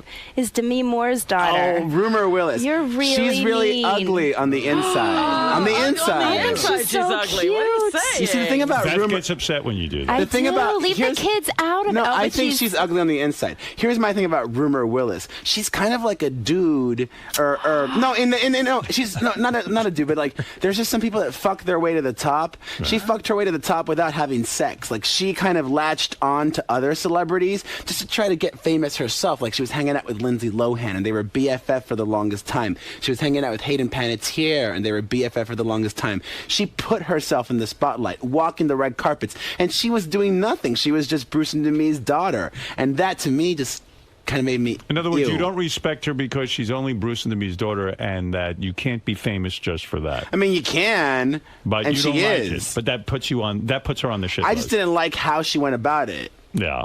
Yeah. You know who else you're mean about? Is Adam Sandler's baby. I just That's talked to him about mean. that. Yeah, we you did. talked That to him was about really that. mean. That's wrong. And wait, who else was I mad at you about? There was one more. I'll think of it. But you love it, huh? That's quite a rock. Are you going to send me your waiting picture? Oh. You should. I don't know about that. We were talking about that. We actually Or gave maybe the out honeymoon picture. You're going to go on honeymoon? Nah, we've been on a million. Well, I mean, we'll be. My life is a honeymoon. Oh. Thank you, sweetheart. Didn't something wonderful happen last night? We can give Perez the exclusive. What happened? What happened? I made love to her. You go right about that, Perez. It's the How first often time. do you Go do ahead, that? quickly. Get on your you have website. a really bad picture of me that you put up. We need to update that. All right. You got to send me the wedding photo. What else don't you like about Perez's website or like about it? I'm informed by it on a daily basis, but there's another child that I'm upset over that you talk Rumor about. Willis. Rumor Willis, the Sandler child, and then there's one more that I get so upset about. Oh, not even a child. You're mean about Lindsay Lohan's girlfriend. Is she a nasty person? Very. Is she? Oh, see, I don't know Why her. is she I a know her nasty mom. I person? love her mother. Her mother mother's seems awesome. cool. Her Yeah, mother's what's the her coolest. mother's name? Ann Dexter. And yeah. She's I really saw a cool. video of her at leaving Mark Anthony's birthday party, like blitzed drunk. She's which I thought awesome. was She's really funny. cool. Yeah, she's friends with Tony and Randy, so I've see. hung out with her. Oh, you know her. I don't know the daughter. I don't Right. know You know any the of the mother. kids. I know the mother. Yeah, and I always feel bad because I think the mother is awesome. Now, how is Perez mean about Samantha Ronson? yeah. Lindsay My Lohan's nickname for her is Saman. But it's just me being silly. But that's what makes the website interesting. Yeah. And no, I love it. I'm just saying these are the things that it can't all be nice. Well, you've met your hero, honey. Oh, no. Perez Hilton. Well, congratulations. Wait, so is the wedding like this coming week or weekend? It's very soon. That's what I heard. I heard from sources soon. it's very soon. I just had my first dress fitting yesterday. Finally. Who's the designer? Georgina Chapman Oh, from from Marquesa. Yeah. Ooh, fancy. Very beautiful. Perez, Who's how doing much your would you pay suit? for that exact date, Perez? At a wedding. Pay for the date? Of the wedding. Well, I think I heard it's literally within days. Well, I could get you an exact date. And I heard it's in New York. I thought because there were rumors it was going to be in Florida or all these. Florida. Yeah, it's in Florida. Yeah, it is No, in but Florida. I heard it's in New York within days, and people are from all over the country are traveling here for it. That's right. You kidding? gonna be- It's like a very important. pilgrimage. See the caravan. People don't believe it.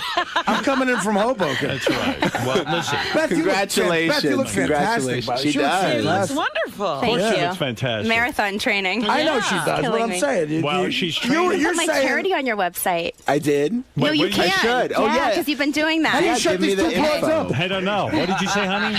He puts sometimes charities on his website that people should look into, and I Yeah. said he should put my North Shore Animal League. I will. GoBetho.org. I'll make sure to write that down. Cool. All right, Thank that would you. be good. Artie, no, she looks good. No, I'm saying Howard is saying that you're running a lot and everything, Right. and I don't know, man. I think you look toned and Tan and blonde and Yeah, she's working out. bikini model. She's really proud of her arms. She showed your muscles. No. Go ahead. Go ahead. Stop it. I don't have muscle. You're so mean. She's been running. First of all, she I had did my first 18 milers. Wait, Yeah. if you're getting like a custom-made Marchesa gown, you have to show that off. Maybe she could just have a picture by herself. Yes. That you could release. Oh. Yeah, I don't care about that. That's fine. The dress is so You beautiful. could have one of those magazines. I don't want to be an exclusive on the dress. Yeah, You could I don't offer- want to be a douchebag. Yeah, we've been standing approached by all the magazines, but in respect to Howard, it's not his thing, so, So we've you just turned them do all that down. yourself in the dress and maybe talking about the preparation and all that stuff. Oh, maybe that. I don't care about. I mean, You know what's interesting about it? Like, Okay. Beth is the kind of girl I couldn't think could get hotter, but she actually got hotter. Oh, Artie. Seriously. well, that's what I insist on. You look a little better, too. Yeah, you have to get hotter and hotter. No, the problem with this marathon training is, like Beth had the worst cold for 4 or 5 days. Really? I'm still sniffing. She ran 18 miles. Wow. And then she ran another 6 miles the next day, and she blew out totally, and then she's unavailable to me. I had sex with you last night. That was the first time because Oh, I was so sick. she was sick, and, Yeah. and I had to wait. That And is amazing, That's though. really What she's doing is amazing. It's amazing, but yet I really don't want it anymore. He doesn't like I'm it. against it. You the only marathon she should be running is you, huh? No one has had the sniffles that bad in here since AJ Penn. Meanwhile, you're so much cuter in person. You put Oh. horrible pictures of yourself on your site. Well, thank you. If you know any hot gay boys, let me know. Are you single? Very. We know some great gay boys. You do? Yeah. In Los Angeles? No. Oh, no, in New Well, York. I'll come visit more often. I love New York. I love it here. Apparently, they don't know any hot single broads. They know a gay guy. No, we don't know that. They don't even know any hot we do guys. actually. Beth is coming Mom in here. coming in with a hot single broad. Beth's friend Yeah. Jill is coming in. I'm sure and, she'll love Yes, she's. She actually brought you a treat. Really? Yeah. A treat. Yeah. Does it rhyme with Mahina? I'm not gonna say it's her treat to bring. Does it rhyme with Merowin? And Artie, this girl is a nice girl. Don't try to write her a check right And now. don't try to corrupt What her is it, the either. check writing? What am I, Jerry Springer? I'm just kidding. Hey, can I see the ring? I never saw the ring up close. You never saw my ring? Not up close. That is like a bauble or whatever you call it. Wow. Now, is that just That's the classy, engagement too. one when you get married, you get a different ring? Yeah, you got to Yeah. get the wedding ring. We I feel got like that. Lisa G. You guys did that, right? You guys, Where is your wedding Yeah. rings? Do I have them? You had them. No, you have them. No, now. I have them, You because I have them to now. give them too. Yeah. But did you see my tattoo? Yeah, I put that picture up. It. Can you see it? That's an H. It's in the henna color. It's brown. I got to look at it You have to closer. look 'cause closer. yeah. Yeah. Well, listen. Enough of this. Enough of this gab fest. It's the view in here today. Yeah. I'm looking at the ring. I said I feel like Lisa G.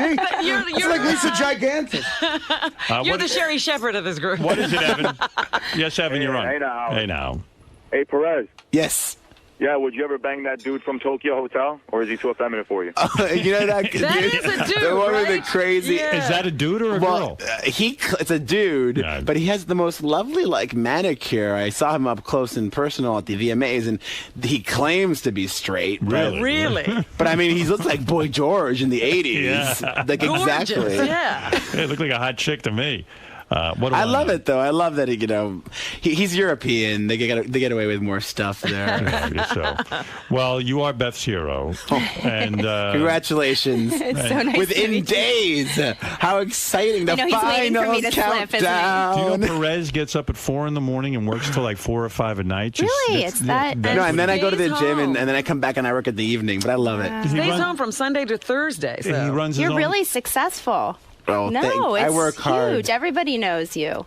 You know, my mom's happy. He hasn't had cock for 7 months. Come on. Oh, honey. Perez, That how'd was it go, fun. man? I can't believe we talked for that long. It was like over a half hour or something? It was a good time. So how'd it go? It went wonderful. I mean, I was very happy to be on, and You got to meet Beto. I know. Hopefully I'll get a picture from the wedding or something. Or maybe You the know, we dress. I'll take the exclusive. No drawing on it, though. No drawing. I'll just put my logo on it. PerezHilton.com exclusive. Now, she was giving you a little heat for being mean. You know, I dish it. I could take it. I don't mind. I didn't say I'm not gonna ever make fun of kids again. All right, so you had a good time, man? I had a great time. Hopefully I'll be back on soon. Maybe All right. January when I Yeah. got the book coming out. This is the best of the wrap-up show. A recap and behind-the-scenes look with John Hine and Gary Dell'Abate. The best of the wrap-up show begins now. Artie Lang here. On Monday's wrap-up show, we discussed Dr. Drew Pinsky and his assessment of me, which I think is total bullshit. I don't want to be dead like my father. I'd like to be thin like my father, probably. I don't want to be dead like my father.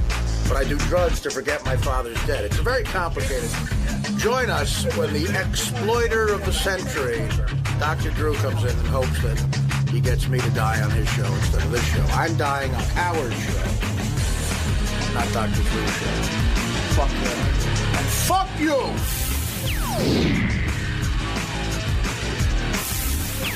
Now, Artie, before you came in, I was explaining, I took your side in the sense that how could you say that this guy, Dr. Drew, BlackBerry's blowing up. Isn't exploitive when everything he does is on television? Right, of course. The guy's look, I know he's a nice guy, but look, I said to him point blank, would you let one of your daughters do this? And of course, the thought of that's horrifying to him. And he went, good question, no.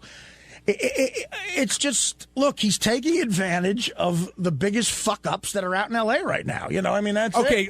So let's say we buy into that point, which you're not off on that all the way. I don't know how I'm off at all. Do you still think that he's not giving them proper treatment? No, they're not going to. He admitted it. He admitted it by not being able to throw out the real entertaining people like Gary Busey and he said Tawny. I don't know what she was doing. By not being able to throw them. Okay, by not being able to throw them out. And why do you throw them out? Not because you don't care about them anymore. Because they could affect the treatment of the other people.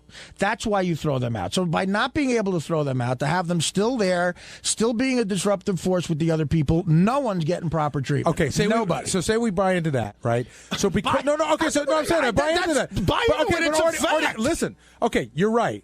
Does that mean that he has no ability to judge or diagnose anybody else? No, that doesn't mean that. I'm just saying he doesn't care about it as much. That's all. I'm saying that, look, he's admitting that. Okay, I don't think he's a bad guy, but here's a true doctor with intent. Here's a guy, and look, none of us are Jesus Christ, and I'm not judging anybody, and I know I'm about to put him up on a pedestal that no human being should be put up to, and I don't think anybody should be perfect, except Benji, who's clearly a perfectionist. This, to me, is a doctor I would want to see. A guy who goes, look, you're unbelievable at what you do. You happen to practice in Los Angeles. We would love for you to do a TV show and with these people. And here the guy goes, no, I can't do that. I can't ever bring myself to do that because this is sacred to me. I'm a doctor. I took an oath. I can't put these people on TV if I'm not allowed full autonomy and I can't do whatever I have to do within treatment to make them better. That's a doctor I want to see. Dr. Drew was asked that question, even if he asked himself in his own head, and he said, I'm willing to fucking do it on television. That's all I'm saying. Doesn't make him a bad guy. I don't judge him in a bad way because we're all human beings, man. I mean, we all go for the money. But in a way, you are judging him because you're saying that he's not good enough to diagnose or treat you. But in your mind, for what you want. I don't think he's and I think he's not.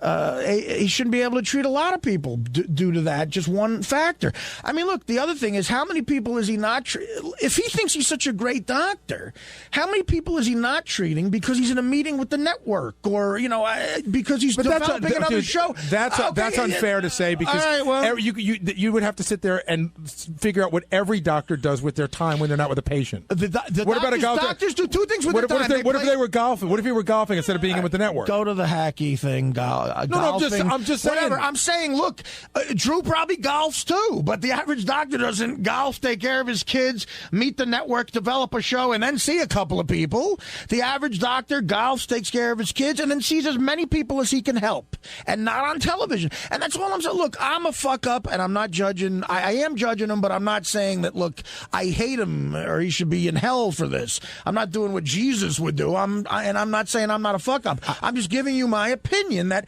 he had to ask himself that question: should I do this on television? And can I give the proper treatment on television? The answer is no, clearly in his head. And anyway, he said yes anyway. That's all I'm saying. I'm not a fuck up, and I agree with Artie. I think doing it on TV hurts your credibility. I do. See, and again, I think he's good at what he does. I think he made a lot of sense, and I think Artie absolutely needs help. But I think he makes a very good point. All right, let's get off this topic because we're getting stuck here. Because you're losing. No. What did you think of his assessment of you? That initial assessment. Actually, wait. Before you answer that, Artie, I'm sorry. Teddy, hit clip number 1. John's not a fuck up. People, when they're sober, end up better than they thought they could be. Right. But it's almost like you want to join your dad. You know what I mean? And if you can't live without him, you're not going to live. You know what I mean? And that's, you deserve a better life. You deserve a sober life. Right. And he would want that for you. And it seems like you idealize him so much that he can't be the real guy he was with you. And you won't let go of the idealized image. And that's either pulling you towards death or keeping you on heroin. All right. Let's not forget to mention the fact that he developed this theory by reading Artie Lang's Too Fat to Fish, still on shelves, which is a very honest book and a pretty good insight into who you are. It's a fantastic book. I'm not going to argue. But it's the best book out now. I get it. It's pretty good insight into who you are. It's at every moment. He called the book riveting. Good. Okay. So get to the answer, the point. He bought his own copy too. Listen. No, he didn't. I don't want to be dead. Okay, that's extreme. I don't want to join my father in death. What he did say after that, which I think is probably true, is it might be the reason I'm still doing heroin and other drugs. I don't want to be dead. I don't. If there was an afterlife that you believed in, and my father saw me there before I was 90, I think he wouldn't want me there either. I wouldn't want to be there. I don't want to be dead. I'm telling you right now, I don't. But it might be the thing that keeps me going back to drugs. Do you think that you have put your father on this pedestal and idealized him to a place that may not be real anymore? Well, look, if you read the book, I say in the book when I describe some of the things he did that he did put my mother through hell at times. He was crazy. But it's about you and him, though. Just about you and him. Yeah, no, I mean, look, a shrink might beg to differ, but I don't think I put him up on that pedestal where he can do no wrong. But it's funny because in a way you almost said that today when you talked about how when your dad was a quadriplegic, how in your mind you thought that a thief coming into the house that your dad could still somehow defend. See, but that was then. I don't believe that now. It's a long time ago, Gare. Okay. And I don't believe that now. If my father was a quadriplegic in the house and a burglar broke in now, we'd be fucked. I'd leave and let him, do whatever. Steal my father. But so at that point I did. At that point I can remember going to bed at night and just saying, God, if someone broke in, we'd be fine. I don't think that anymore. I was 20 when that happened. Look, clearly something's fucking me up. Clearly my father has something to do with it, but I don't want to be dead. I promise you. But do you think that Dr. Drew is right in saying that the father connection you believe has to do with why you keep going back? You said something today that shocked me. Yeah, that could have something to do with me doing drugs. Of course, I'm sure it does. You said something today that shocked me, which I did not realize. You said that you have not been more than 11 months sober in how long? Since I was 17. I had no idea. Yeah, see, I thought you had long. Wait. Since you were 17, how long have you been sober for? But Art, that's kind of interesting what you just said. And I've noticed that before. When was your dad's accident? October 1985. A week after my 18th birthday. So I started drinking before he fell. But let's define started drinking. We're having a beer here and there. When did you have a problem with drinking? Or have you ever had a problem with drinking? Well, I mean, sure I have, of course. In other words, do you think you were heading down the road you were heading down before your father's accident, or not necessarily? No. I don't blame him for me leaving. Look, I got into college under false pretenses, and I would have left. School was not for me. Although my road that I took after that might have been much different. He might have been like, look, then you're going to just work with me and maybe try to learn this business. Or I don't know if he would have tolerated me going into New York every day without work. And he wouldn't have minded me chasing the dream to be a comedian. But I think, because he was a big fan of comedy, but I don't know if he would have let me fuck up as much as I did in those years. It's interesting. And I don't know if I would have had as much drive to make it. It's weird. My life would have been very different. I don't know. You say you want to live. You know, you don't want to die. You don't want to die. You said that a couple times.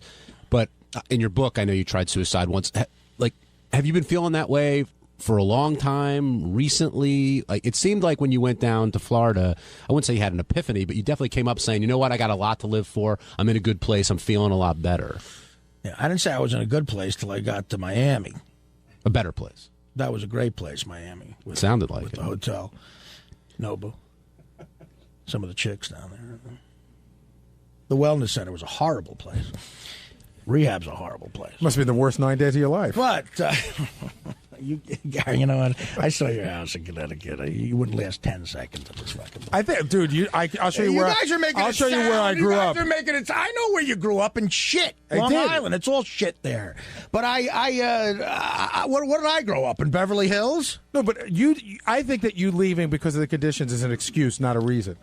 I know that you're used to a better way now. I'm going to see if your wife would tolerate this rug in your house for 10 seconds. My wife doesn't have to go. Do you have good water pressure in your house? Did they say to you when you left, like, we don't think this is... Hey, Art, when you left, did they say, we don't think this is a good idea? Or they're like, that's fine, just Who come told them? Hi, this is Scott the Engineer, and on Tuesday's wrap-up show, we talked about how I recorded John's demo tape for the Tonight Show, and then told him I wasn't going to give it to Howard, and then turned around and gave it to Howard. What a bitch I am. Right, John?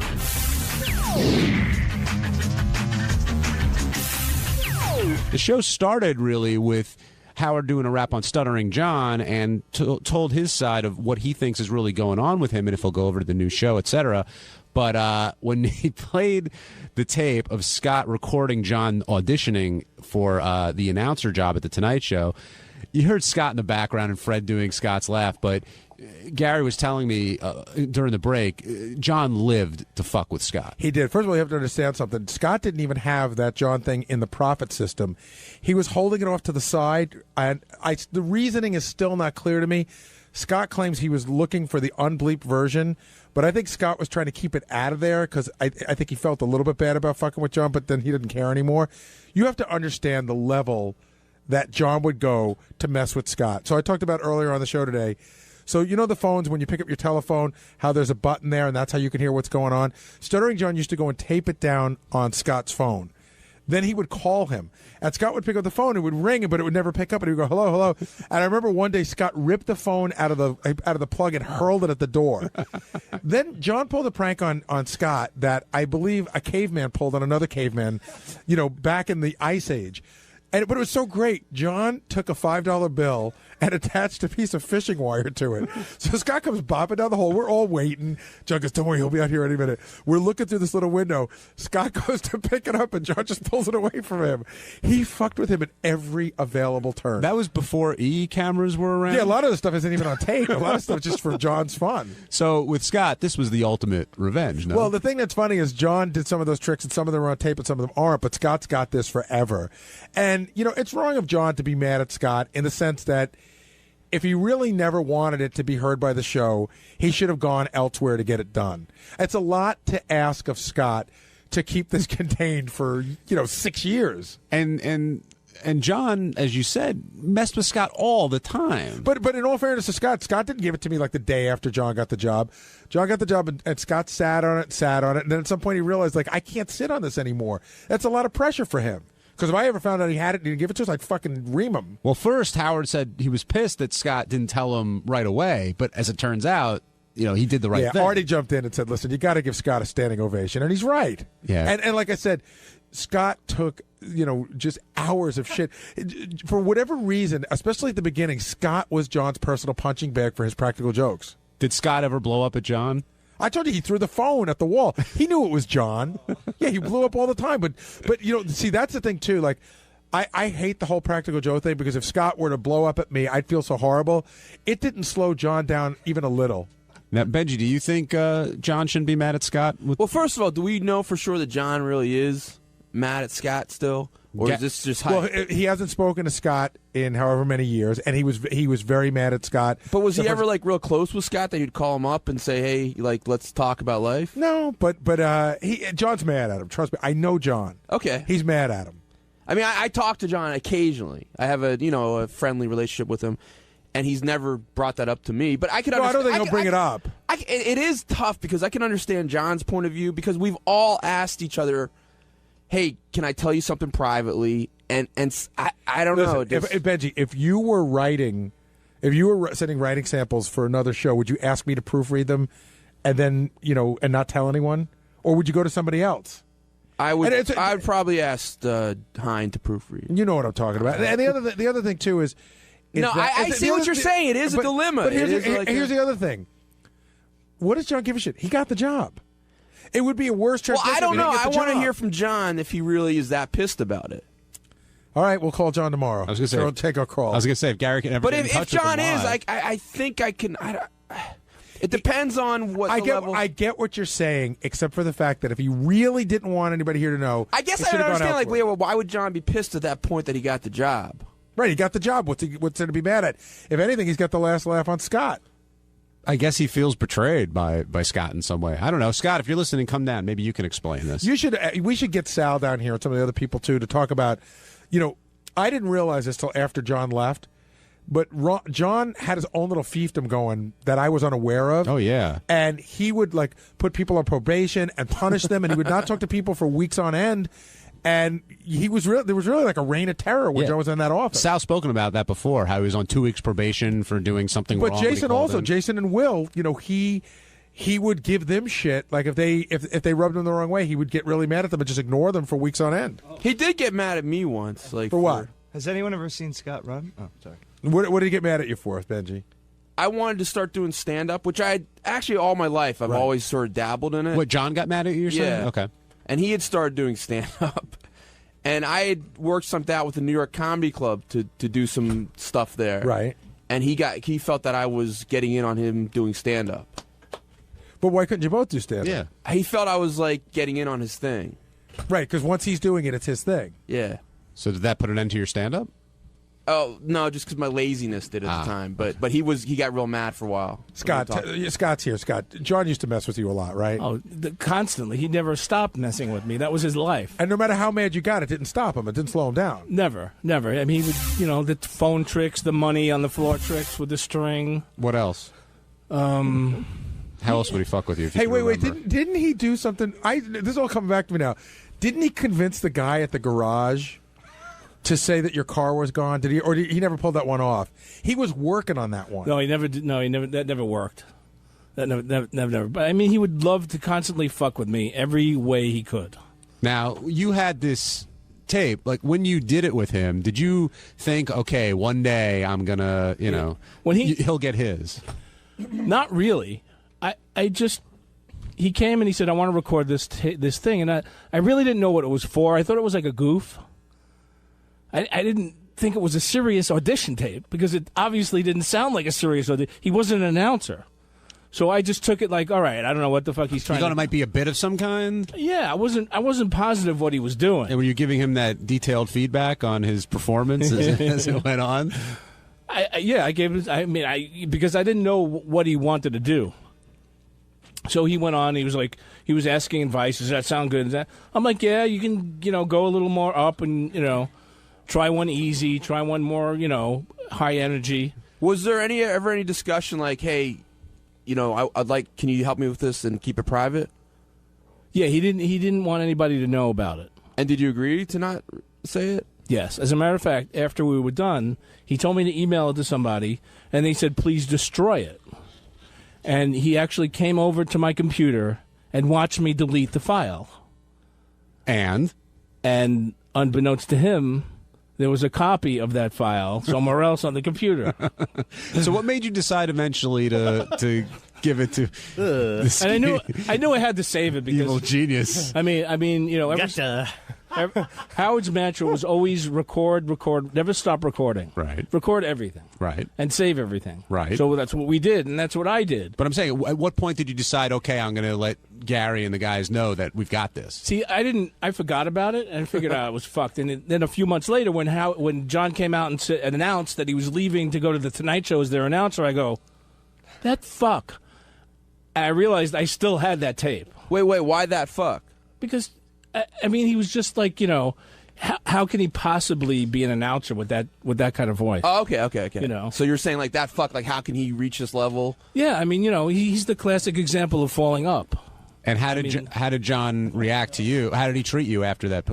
Gary says he hasn't spoken to you since. No, I saw him once out in Vegas, and he barely looked at me. But I mean, that day, if you can remember back. Oh, God, he was so angry. I mean, he's like, I trusted you. You were my friend. You tell me things I don't tell anybody. And he was just so mad. I mean, I had it, and I excuse me, I saved it for a great time, and I wasn't going to use it until he announced that I'm the announcer on The Tonight Show. Right. So you did no harm in that sense, but he's still pissed that you betrayed his confidence. Yeah, he already had the job. I didn't fuck it up. In other words, I didn't go right to Howard and say, John recorded this tape. I held it. All right, and JD, you love when Fred was doing Scott giving John advice during the session, right? Oh, of course. Yeah. I've seen Scott in the middle of recording sessions, and he just sits there. Doesn't react to anything you say or do, and just stares at the waveform going by that's recording. Wait a minute. And Artie was like, "Oh, Scott's one take. Get out. You're done. You don't need it. It's perfect." That's not true. You think that's unfair? That was unfair. Yeah. Oh, you think you're the most welcoming engineer when you go in there to do stuff? When people come in to do stuff with you? Of course I am. Bullshit. Come in. Have a seat. Relax. What's he like? What's he like?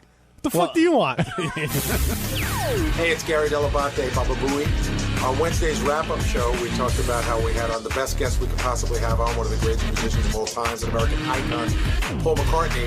And then we also talked about how Robin hurled herself at him to try to get a date and was rebuffed.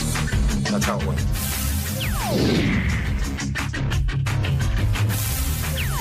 There was a Beatle up here today, Gary, and it was Sir Paul McCartney. Will and I were talking. First of all, we were trying to figure out, is there a guest? Who's the biggest guest that's ever been on the show? Who would you say is bigger than him?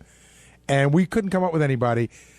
Mickey Mantle. We had Mickey Mantle on the show once, but I would say McCartney's bigger than Mickey Mantle. Okay, Schwarzenegger at the height of his fame. McCartney's bigger. I agree. We couldn't think of anybody. I can't think of anybody that's been on the show that's bigger than McCartney. And he transcends everything. My mother, who's 82 years old, knows who he is.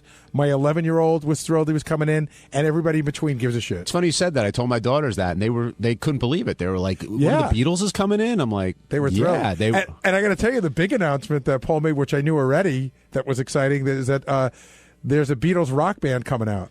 I know. I don't know if it's Guitar Hero or Rock Band. I think it's Guitar Hero. Well, one of those. Howard, do you play Guitar Hero? And he goes, no.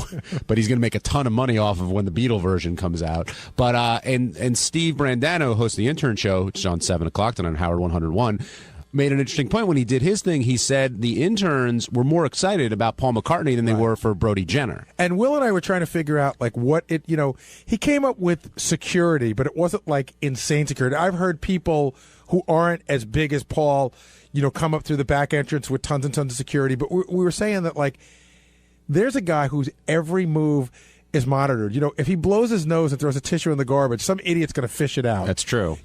People watch everything he does, and being that guy, he's pretty level-headed, pretty low-key considering. I remember, and you guys know we're huge Beatle fanatics, but I remember reading a lot about how he sort of drives his own car. He's very down-to-earth. Now, granted, he's one of the richest men in the world, but he's sort of a regular guy in a sense, which I know you're thinking, how could he be a regular guy? He's as regular a guy as you can be with $1 billion. No, but I mean that as a compliment. He's as regular a guy as you can be. I liked his take on Ringo. How Ringo's always been sort of a curmudgeon. Ringo's always been one of those guys who's been irritated by people. Peace and love, peace and love. And how they cut off his head in Liverpool. That's over. I mean, you got to be careful. They cut Liverpool off his lawn head. Yes, his lawn head, not his actual head. But Paul, I'm trying to think of another. And if you have any ideas, call in with it. I would say of a guest who's rivaled Paul McCartney. Mantle is the closest as far as being an icon, and I still think McCartney's bigger. I agree. And we were all in awe. We'll get to Robin, who was particularly in awe.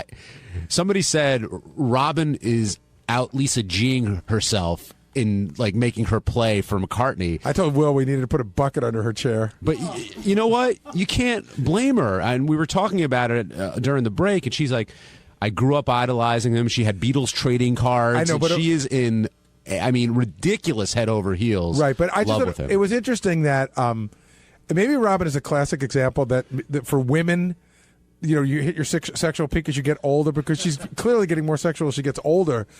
But I mean, in all the years of the show, she's never really been that overtly like, I will do things to you you can't believe. To the point where Paul McCartney said to Howard, "You put her up to this, right? This is some kind of bit." Right. And Robin's like, "No." Who was the guy that Robin was flirting with? Was it Wyclef? Who was the guy that went into her room? That was Wyclef. And picked her up and started like dry humping her. But Wyclef can step aside for Paul McCartney. Oh, no doubt. I think, and he would too. It's an interesting male-female thing that, like, is there a woman of that kind of achievement at that age that we would go crazy for? Well, I think the at that age is the disclaimer in that. Well, let's take it back another one. What woman is there a woman of that achievement in the arts or in any other place that we would be that excited by? Well, Hillary Clinton? Well, Madonna. I mean, but I'm saying that you'd want to. But fuck I don't think. I don't think you'd be throwing yourself at Hillary Clinton. Not because you want to fuck because just like, hey, it's a great story. But you like Robin's sincerely turned on by him because of who he is. Raquel Welch. No, I've seen her. Right. It's a good question. I really don't know. What happened? I don't know. Men age gracefully a little bit better. The women. There were some women that they get older and they really are doing really well, and then all of a sudden it falls apart. But I think remember how hot Anne Margaret was like 10 years ago? Yeah, a lot of people thought Sophia Loren held on to her look for a very long time. What I'm saying, it's clearly not about. I mean, Paul's a handsome guy, I think, but it's not about the looks. I think if he aged really badly 10 years from now, Robin would still want him. That's a good question for Robin. I think if Paul came in 100 pounds heavier and with a limp and whatever, I don't know if she would feel the same way. I really don't. Do you, Gary? No, I think he still sort of has his looks. He's still there. You can see the guy that was the young guy still there. He still resembles him. And he walks in with a Hofner bass and says, "Happy birthday, Howard." Which was awesome. And that was the guy who runs this whole place, Scott Greenstein. Howard likes to collect guitars, and he was at Howard's house and saw an empty space, and that's a reference that that Paul made when he walked in. Howard has like these pillars, and Scott recognized that there was a guitar missing from one of the pillars, and Paul walks in and he goes, "This is for your fourth pillar." And that's what he meant by that. Now, we've talked before when Howard had interviewed McCartney a few years ago, how he doesn't get choked up, but he definitely, he's very, he wants to prepare right. Not that he doesn't care about every interview, but he sort of gets a chill when when Paul McCartney's in his presence. It's one of the few guests I've ever seen him be a little bit in awe of, or I don't know if the word is in awe, but he shows such a great respect. And, we did a lot of things today. Like we didn't bother him with pre-interviews with Lisa G and the cameras. We didn't take pictures in the studio. Howard's like, a guest of that caliber should be able to come in and come out and, not feel bothered. Do you think they have a special chemistry, the two of them? I do. I really do, because McCartney clearly seems to like him. And Howard, of course, you could see that Howard loves McCartney. But McCartney clearly seems to, find Howard endearing. Yeah, I think he knows what to expect from Howard. And when Howard started asking a little bit about Heather Mills or about his kids or whatever, McCartney backed off on it, but didn't do it in an asshole kind of way. Right. He's like, dude, I'm not going to go there, but, let's chat.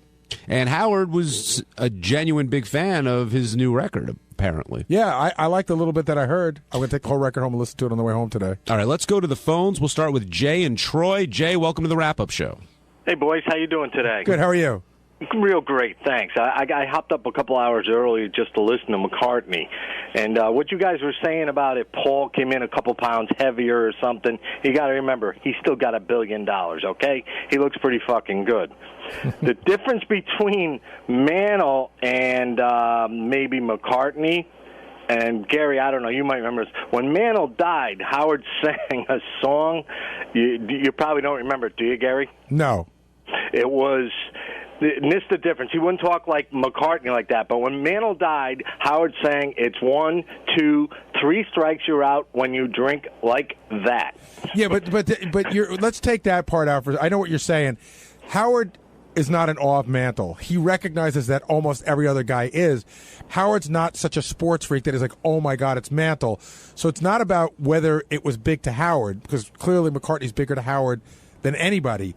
But who is a bigger icon to have come in the studio. Is the question. Yeah, the last time he was in was right after 9/11 also, and it was thrilling for me to be this far away hearing it. You guys must be thrilled to be able to meet and greet the guy. God bless you. You're lucky people. Yeah, that's a part of the job I love the most. Yeah, I mean, everybody here feels pretty lucky. Everyone was charged up. Even this morning at 5:45, people were had a ton of energy. It was funny. I realized that I usually get here about 5:30 in the morning, and I realized I walked in the door at 5:15. I realized I didn't set my alarm any earlier, but I got up early and just got up and was it was fun to come to work today. Lisa G seemed pretty fired up as well. How could you tell?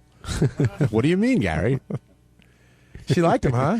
You think? She's ready to do things? I think she was willing to even put up a performance for him. She said she wanted to play with him, I believe, and I'm no double entendre there. Little Eleanor Rigby on her viola. Hey, what's up? This is Will, and on Thursday's wrap-up show, we talked about the girls for Dumb as a Rock and how they were literally dumb as a rock. Check it out.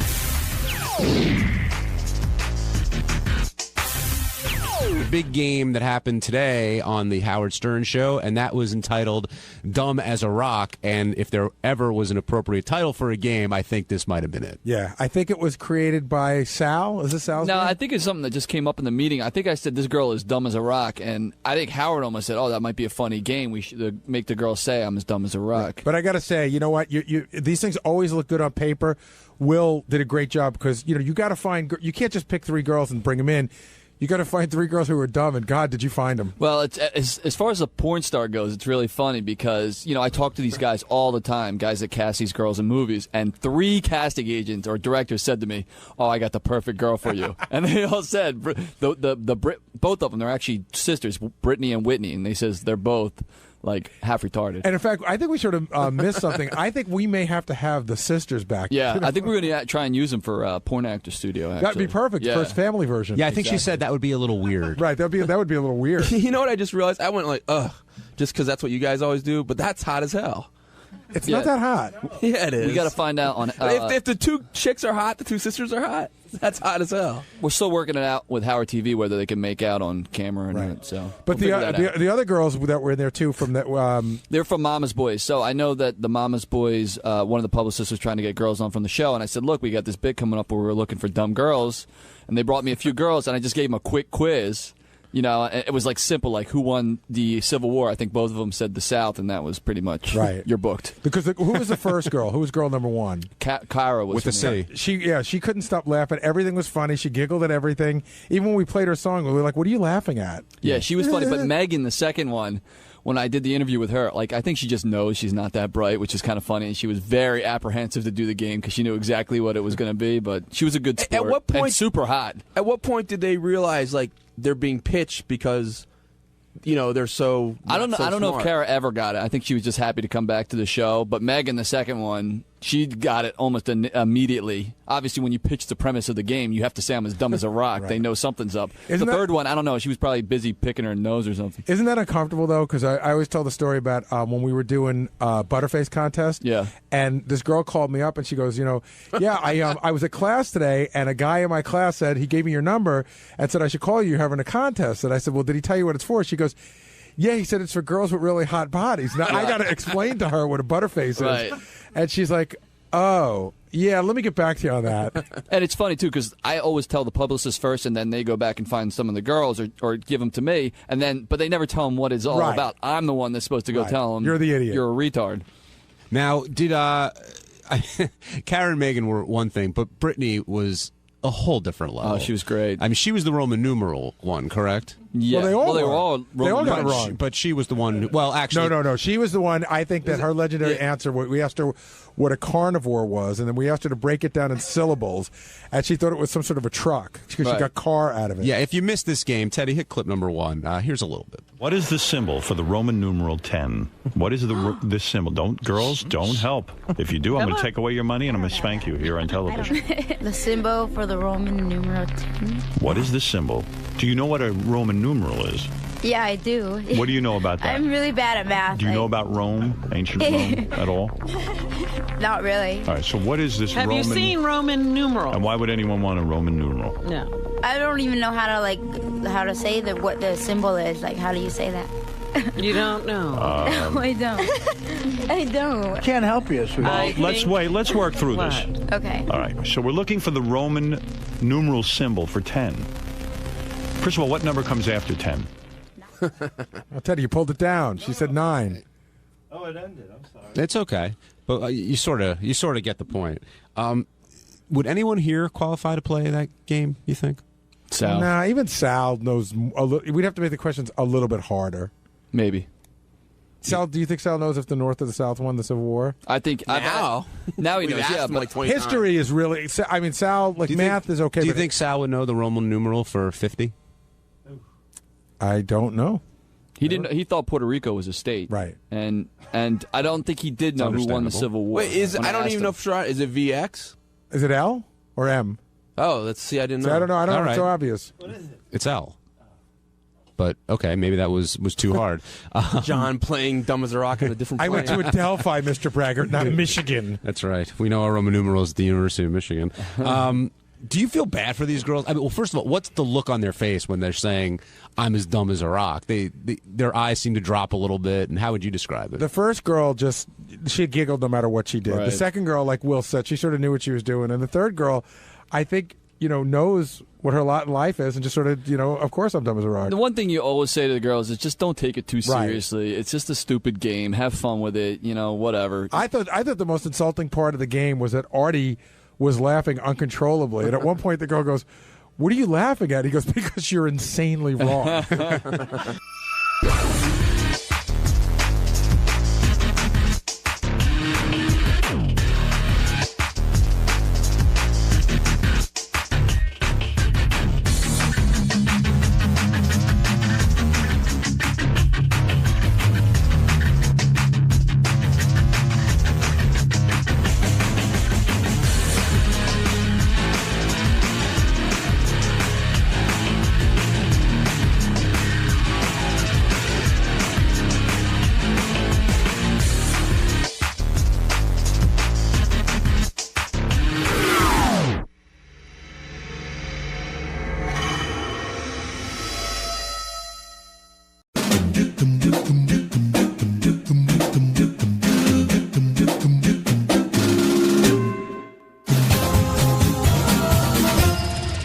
Hey Stern fans, welcome to Fine Time, the show where you, the fans, get the opportunity to ask questions and interact with your favorite Stern Show staff, whack-packers, and celebrity superfans. I'm your host, Rachel Fine. Now, when the guys at Howard TV first conceived the show, my guest today was one of the first names that popped up as a must-have. Now, it's not because of any one particular thing that he does, it's because he has utter and complete verbal diarrhea. You may love him, you may hate him, but you certainly know what his penis looks like. His phony phone calls are instant classics, and his least favorite number is 143. Ladies and gentlemen, I give you Sal, the stockbroker Governale. Rachel Fine! Sal Governale. You're not falling for Okay. that. Let's just... Good to see you. Good to see you. Okay, Little sit down. You feel warm. Not falling for that again. Fresh and Just warm. sit down. Are you ready to answer some fan questions? I am ready. I'm ready for anything that you ask me. Fantastic. Can I keep your eyes in this general direction? Yes. All right, first question comes from JM on Twitter. He wants to know, how did you feel when you got hired by Howard? Extremely excited, Rachel, but at first, to be honest, I thought it was a prank because Gary pranked me 5 years prior. They got me pretty good on the show. I was working on Wall Street, and I was actually that day writing jokes for Artie Lang because he was doing the Donald Trump roast. And I was kind of bummed out, that Win John's job just ended. The great Richard Christie won, which was the greatest thing to happen to the show. And I got a call like, hello, Howard was thinking we'd like to give you a shot here. And I'm like, are you kidding me? Sure enough, I got invited into the show, and it's been 7 years later. So it's been great. Wouldn't be the same without you. Oh, thank you. Next question came in from Facebook. This is from John R. He says, F, marry, kill, Richard, Howard, and Robin, and explain your reasons. Okay. Well, definitely marry Richard because I love him, and he's my second wife. I would probably fuck Howard because it would make for great radio. Robin, you won't believe what happened to me last night. What, Howard? Sal fucked me up the ass. Oh, my God, don't tell me that. Yes, he did. And I would, unfortunately, because of the game, have no choice but to kill Robin. That hurts. Sorry, Robin. That's crazy. Sorry to hear that. What's wrong with him? Only because of the game. Only because you're the really game getting into that. gives me no choice but to do it.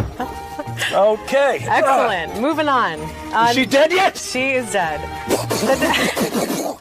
Next question is from Joseph M. on Facebook. He asks, what do you want to do once the Stern Show ends? You. That Every is night. so sweet. As long as Richie Wilson doesn't kill me. You're going to have to clear that with Richie. What do I want to do? I want to continue to write with Richard Christie, put shows together, comedy, perhaps work for a television show like Jimmy Kimmel, certainly pursue stand-up, and just continue within that vicinity, in the entertainment industry in some capacity. Sounds good. Maybe you'll be the next Ronnie Munt. I said entertainment. Next question is Kim S. also on Facebook. Kim S. She says, Sal, Yes. tell me one thing you love about your wife. Really love, no jokes. Can you? Yes, of course. My wife is a spectacular and awesome mother. Really, really great. That's one. I could tell you a few. Give me another. I think she's absolutely beautiful. I think she has a great personality. And I also think if it wasn't for her, 80% of my material would be out the window. She always says to me that, if it wasn't for me, you wouldn't have anything. And to some point, that's true. The price that we pay for that is a different story. But it's certainly the truth. She's really good. She's a good source of your comedy. Yeah, she's got a good sense of humor. So romantic. Next one also from Twitter is from Roger. He says, how did you ever pass the Series 7 exam? I studied every day. I actually made it a job. I got up at 9 in the morning and I went to my kitchen table and I stayed there till 5 p.m. And the only time I took a break was at noon. Like I took a lunch break and I would put on The Price is Right during my lunch break. And I watched The Price is Right, and then I went back to studying, and I studied real hard. I crammed it all in, and I got an 86 first time out. Nice. Do you think if you took it again today without preparing, you'd pass it? 68. It would take some time, but I could certainly pass it again. Nice. Next question also from Twitter is from Stacy. Stacy says, is Gary still eating black and white cookies with crumbs running down his chin? Well, I would have to say yes, I am. I love them, and there's nothing better to put me to sleep quicker than a good old batch of black and white cookies right after I'm done playing solitaire, boy. Sorry to wake you up. Next one came in from Facebook. This is from Scott M.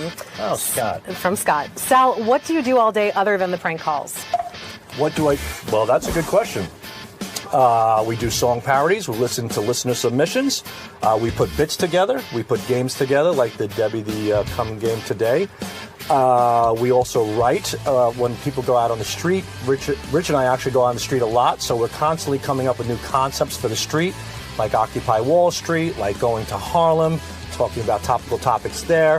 While the show is on, during the course of the show, I and Richard also send Howard jokes and media during the course of the show through Will and Steve on the computer. We submit jokes for other people as well, like Evil Dave. When George Takei comes in, we write the announces for him. So constantly doing stuff. You're a busy guy. Yeah. Jose N. on Facebook says, has there ever been one call that you really loved but couldn't play it on the show? Yes, there are quite a few, and there's one in particular that we really love. It took about 6 months to produce.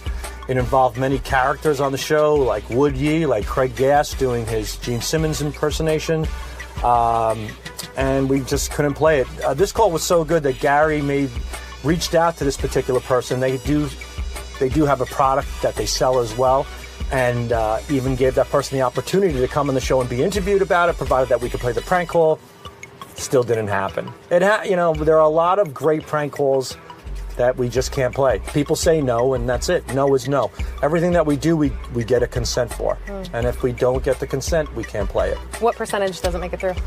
I would say lately it's been like 40-70 in our favor. About 40% does not make it through. 40%. Do you recognize that 40 plus 70 is more than 100? Oh, my God, I just realized that. 40-60. 40-65, yeah. Can we go back to the Series 7 question? Yeah. Dumb as a rock. Michael G God. tweeted us. So embarrassed. Sal, is your hair growing back with the fake propecia? Feel it. What do you think? It actually looks good. It looks pretty full. Yeah, Wait, I didn't feel it before. So Well, you can it was tell called me. alopecia, and I got it from India. I went to this website online because propecia is very expensive, and I can't afford it. So I looked online, and I received this Indian propecia called alopecia. And I tried that for a little bit, but I was getting some wacky side effects. So I stopped that, but what I'm doing now is I'm doing Rogaine twice a day. I do the Rogaine foam. Get right in the peaks, rub it in, go to the back. How's the back look? It looks good. Yeah, fill it up there. That's it. And then, and just the opposite on my balls and cock. It's nair. Gets all the hair out. So bald here, full there. It's a match made in heaven, ladies. Match made in heaven. Next is from Live and Uncut on Twitter. If you had to choose either your wife or Richard, all the questions that you, the fans, provided. Keep sending your questions in via Twitter, Facebook, email, and video submission. And remember that this is your show, so don't screw it up. Until next week, I'm Rachel Fine, and I hope you had a fine time. I know I did. Thank you very much for that. Shut the cameras off. Richie! No Richie. Bye.